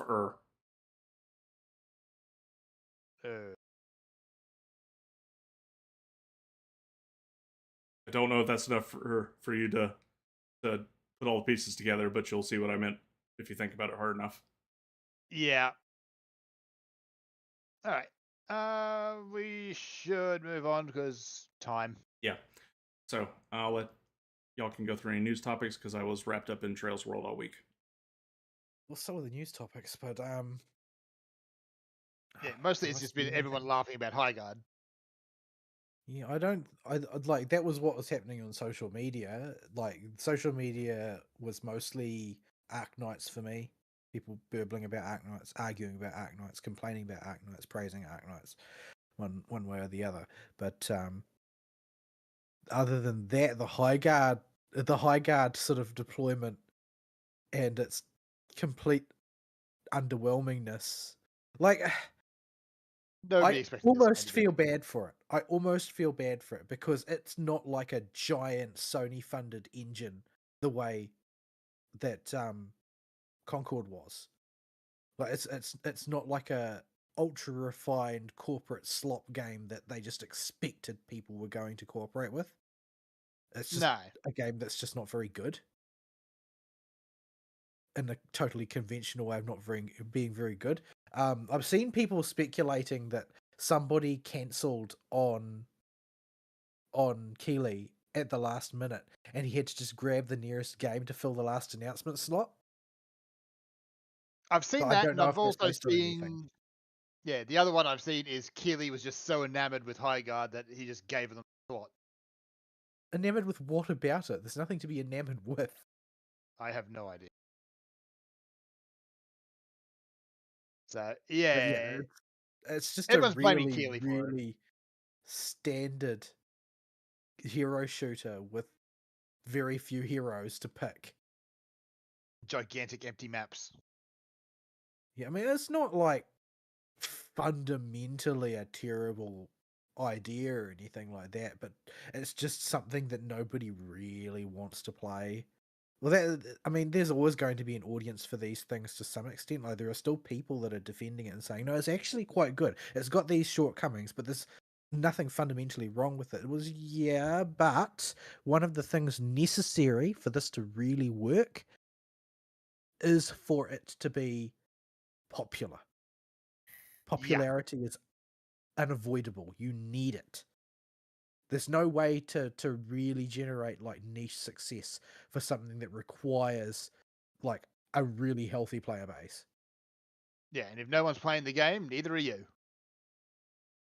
Yeah, like things that become niche successes are usually things that like you can play asynchronously. Like it's not necessary for everybody to be on at the same time. Like a lot of the gameplay of say Titan Quest is produced by people discussing the things they accomplished by other people with other people. It doesn't require them to be playing in co-op.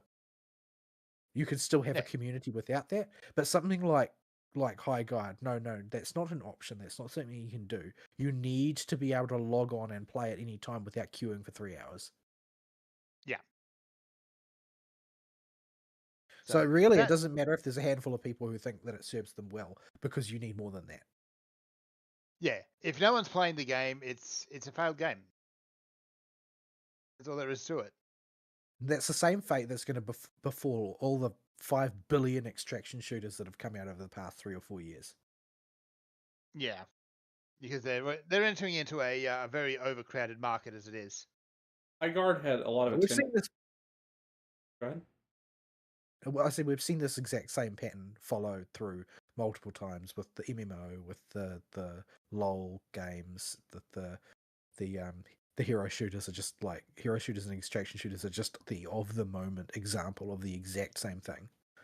Yeah, we Highguard probably would have had a more natural death cycle like all these games go through, if not for the media buzz that happened because it was the last game at the Game Awards. Like, it just would have been underwhelming, generic hero shooter slop if it had Yeah, it come out may have gotten normally. itself a little market, a little bit of an audience, but it would have kind of just flown under the radar because, by all reports, this was not supposed to be a big announcement. It was supposed to be a shadow drop.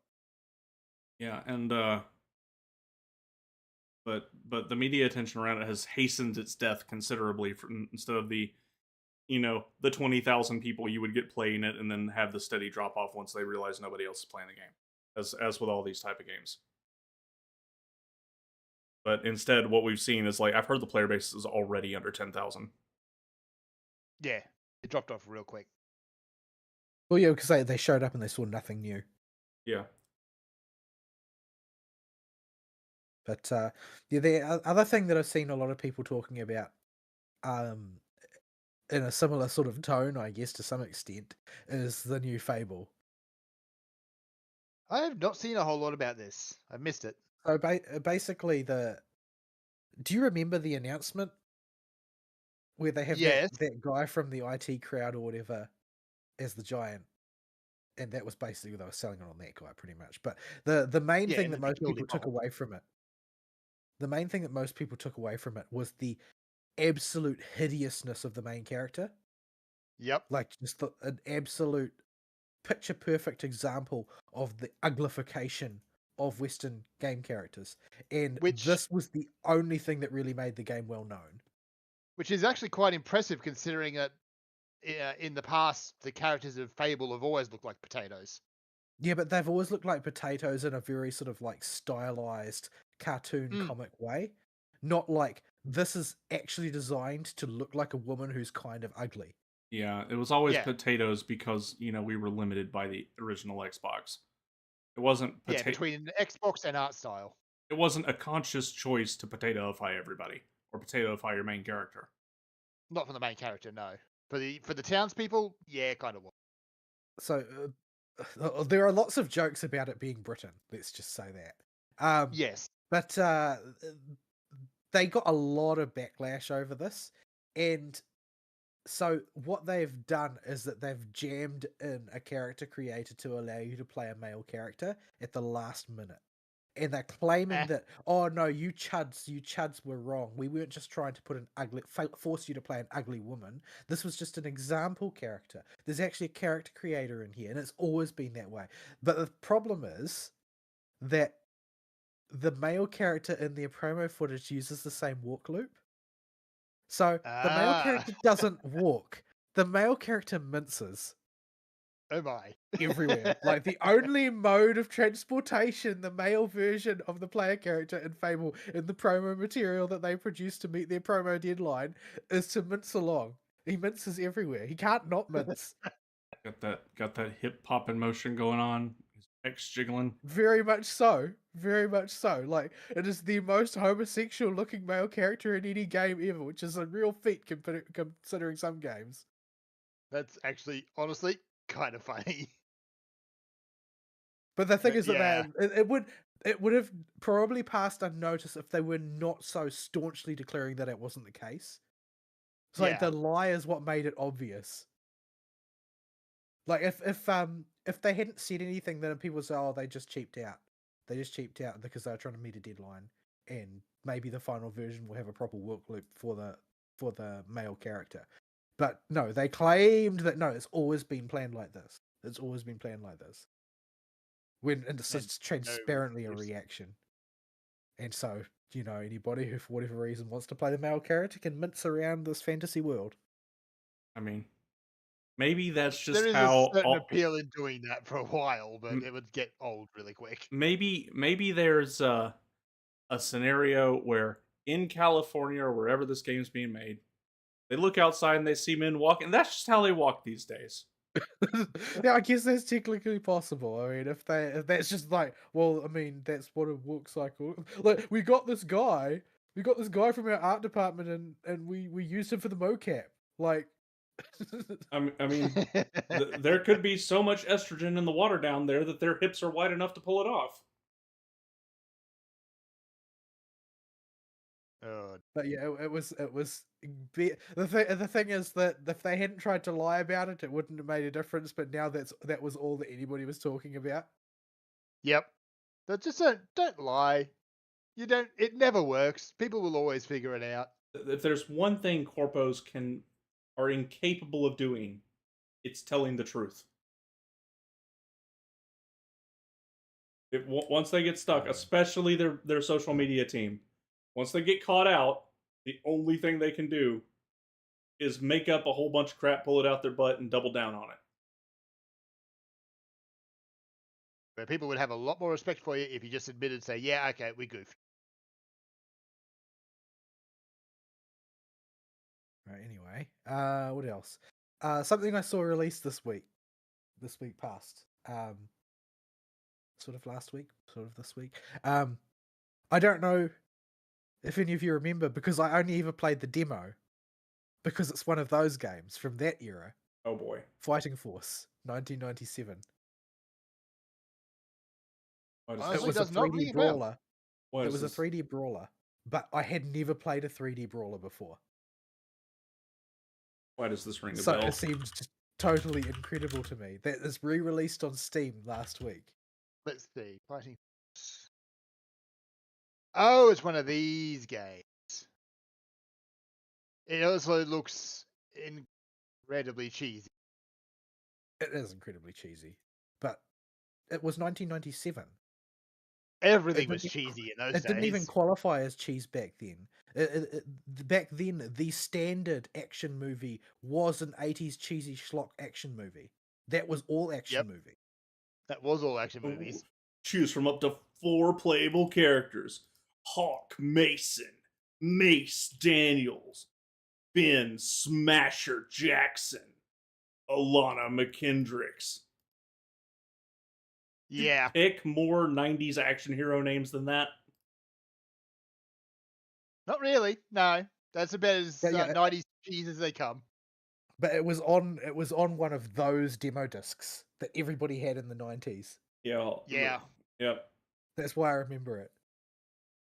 Cheap. But yeah, it was sort of novel at the time because like random junk like light poles and stuff would land on the ground and you could pick them up and use them as improvised weapons, which was like this was like revolutionary crap Yeah. for 3D games back then. Yeah, 2D games did it all the time, but when it happened in 3D and you could actually fully interact with the environment, yeah, that was in '97, the 3D beat 'em up as we know it had not really come to exist yet. They were having a lot of trouble porting the concept of your Streets of Rage and Double Dragons over to 3D. Yeah. There were lots of contemporaneous attempts. Like this is early PSX era stuff. So people were trying to do it, but it just wasn't really taking. And this is one that never really took off either. It took off enough that they made a sequel, but that was about as far as it got. It didn't become a big franchise or anything. But I just remember seeing it and then remembering that demo disc. Yeah. Didn't help that everyone in those days, every 3D character just looked like paper mache. Well, you really have to work with back then. I That's mean, all you had. look, if you're playing the PS1 games and you got like play any of the turn-based RPGs, your Final Fantasies or your Legends of Legaias, and you got in combat and you saw the polygons be full triangles instead of just like two triangles stacked on top of each other with Oh, putty yeah. hands, like you thought that was peak graphics. What do you mean the character has fingers? Like, there's at Yeah, least okay, sometimes his fingers were only textured on, but still. like there's at least 10 triangles on that finger.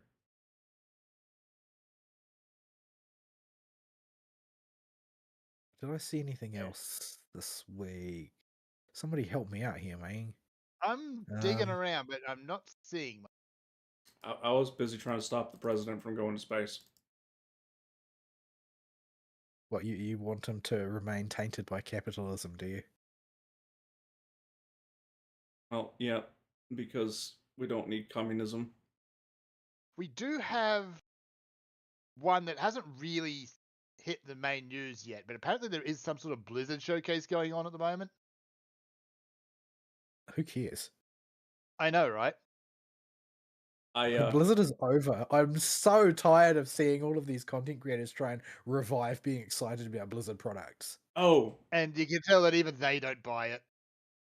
so there is one bit of news lits from the past couple weeks that's been making the rounds into my YouTube feeds, and that's 2XKO came out, and this game has a whole lot of slimy stuff all over it. Number one, it's a Riot game, and number two, it's a League of Legends spinoff. Number three, it's free to play. Number four, it's a fighting game. Yep. Number five, they have made it and filed patents so that you can bet on esports inside of the game. There it is. Hello. Number six, half of the roster is locked, and you have to pay for them for a ludicrous price. And there are only like 10 to 12 characters in the game. Now, the only bit of fairness I'll give it is people that have played it and actually, gotten over all that slime have said the gameplay is actually pretty fun and it's an okay fighting game. And they're enjoying their time with it. But I don't think that's worth it when there's plenty of other good ones out there. They may be a couple years old, but I don't have to sit through all that Riot slime.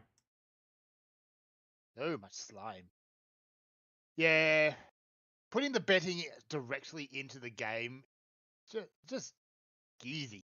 Yeah, they haven't done it yet, but they filed the patent for it. That's bad enough. I suppose it's too much to hope that they would file the patent so they can stop other people from doing it. Yeah. No, I don't think we'll see that. Yeah, don't even think that patent will hold up in the patent office. But not even sure that thing is legal. But I'm pretty sure in most states you can't do that. But To patent something and then just sit on it, yeah, I think that's. Oh no! It's betting.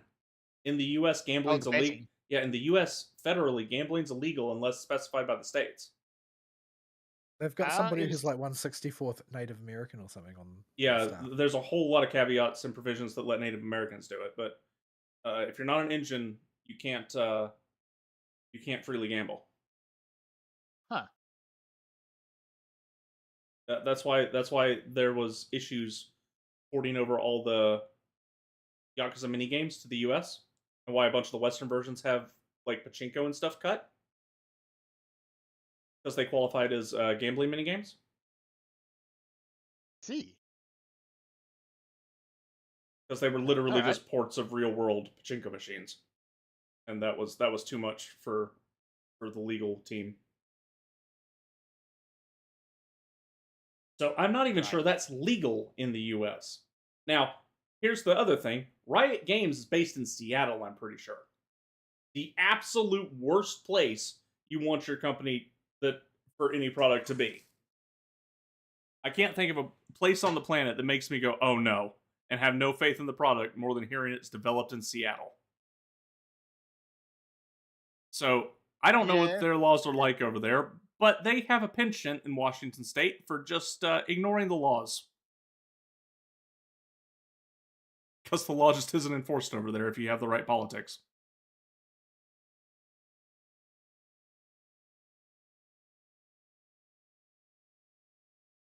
All right. I'm not seeing a whole lot more. We've got a couple of announcements coming, but nothing there yet. Yeah, I mean, there are some people online I saw this week that were fighting about the new Game Freak game. But I Yeah, didn't really. I don't know much about the Game Freak discourse, so I'm not really sure what it was about. But it was like there was like one group of people who were saying, "Oh, you look at this game. What was it called? Beast of Reincarnation. This proves that Pokemon is not bad because of Game Freak. Because look what Game Freak did." And the other half were like, "Yeah, but they just outsourced this. So does it really count as being a Game Freak game?" yeah, it's got their name on it, but they didn't really make it. Yeah. But yeah, apparently there's this ongoing discourse about Pokemon either being held back by Game Freak or being bad because Game Freak are holding it back. Or, I mean, or like Game Freak are not are being held back by Nintendo to make it bad or whatever. Here's Like, a novel idea. It's both. yeah, that seems like the logical. Like, can you even slide a cigarette paper between Game Freak and Nintendo?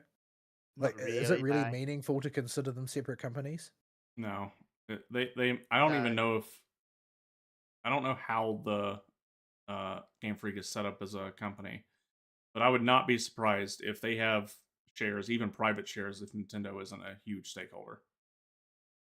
Yeah, and if not in Game Freak, then in the Pokemon company itself. I'm pretty sure the Pokemon Company is owned by Nintendo. Yeah, it's just a subsidiary to take care of that whole business.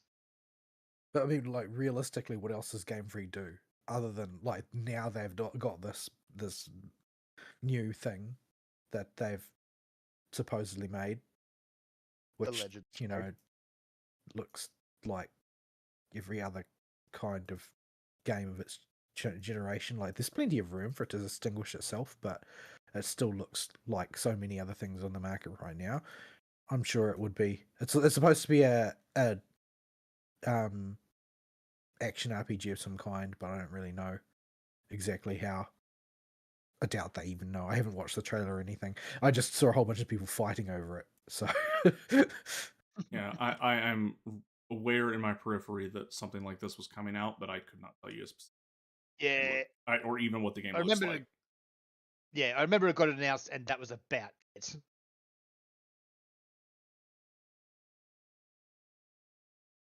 All right, we should wrap up. 'Cause I think yeah, we're well playing at this point. All right. Okay, folks, we've gone on quite long. I am going to make sure the outside is still fluffy and frozen, and not icy and frozen, because that will. Well, honestly, there's probably going to be a wreck on the way to church anyway. But I should probably It's make. because your state falls apart when there's even a tiny bit of snow. But we'll figure that out when the morning comes. So, have fun, everybody. We'll see you next week. Sayonara.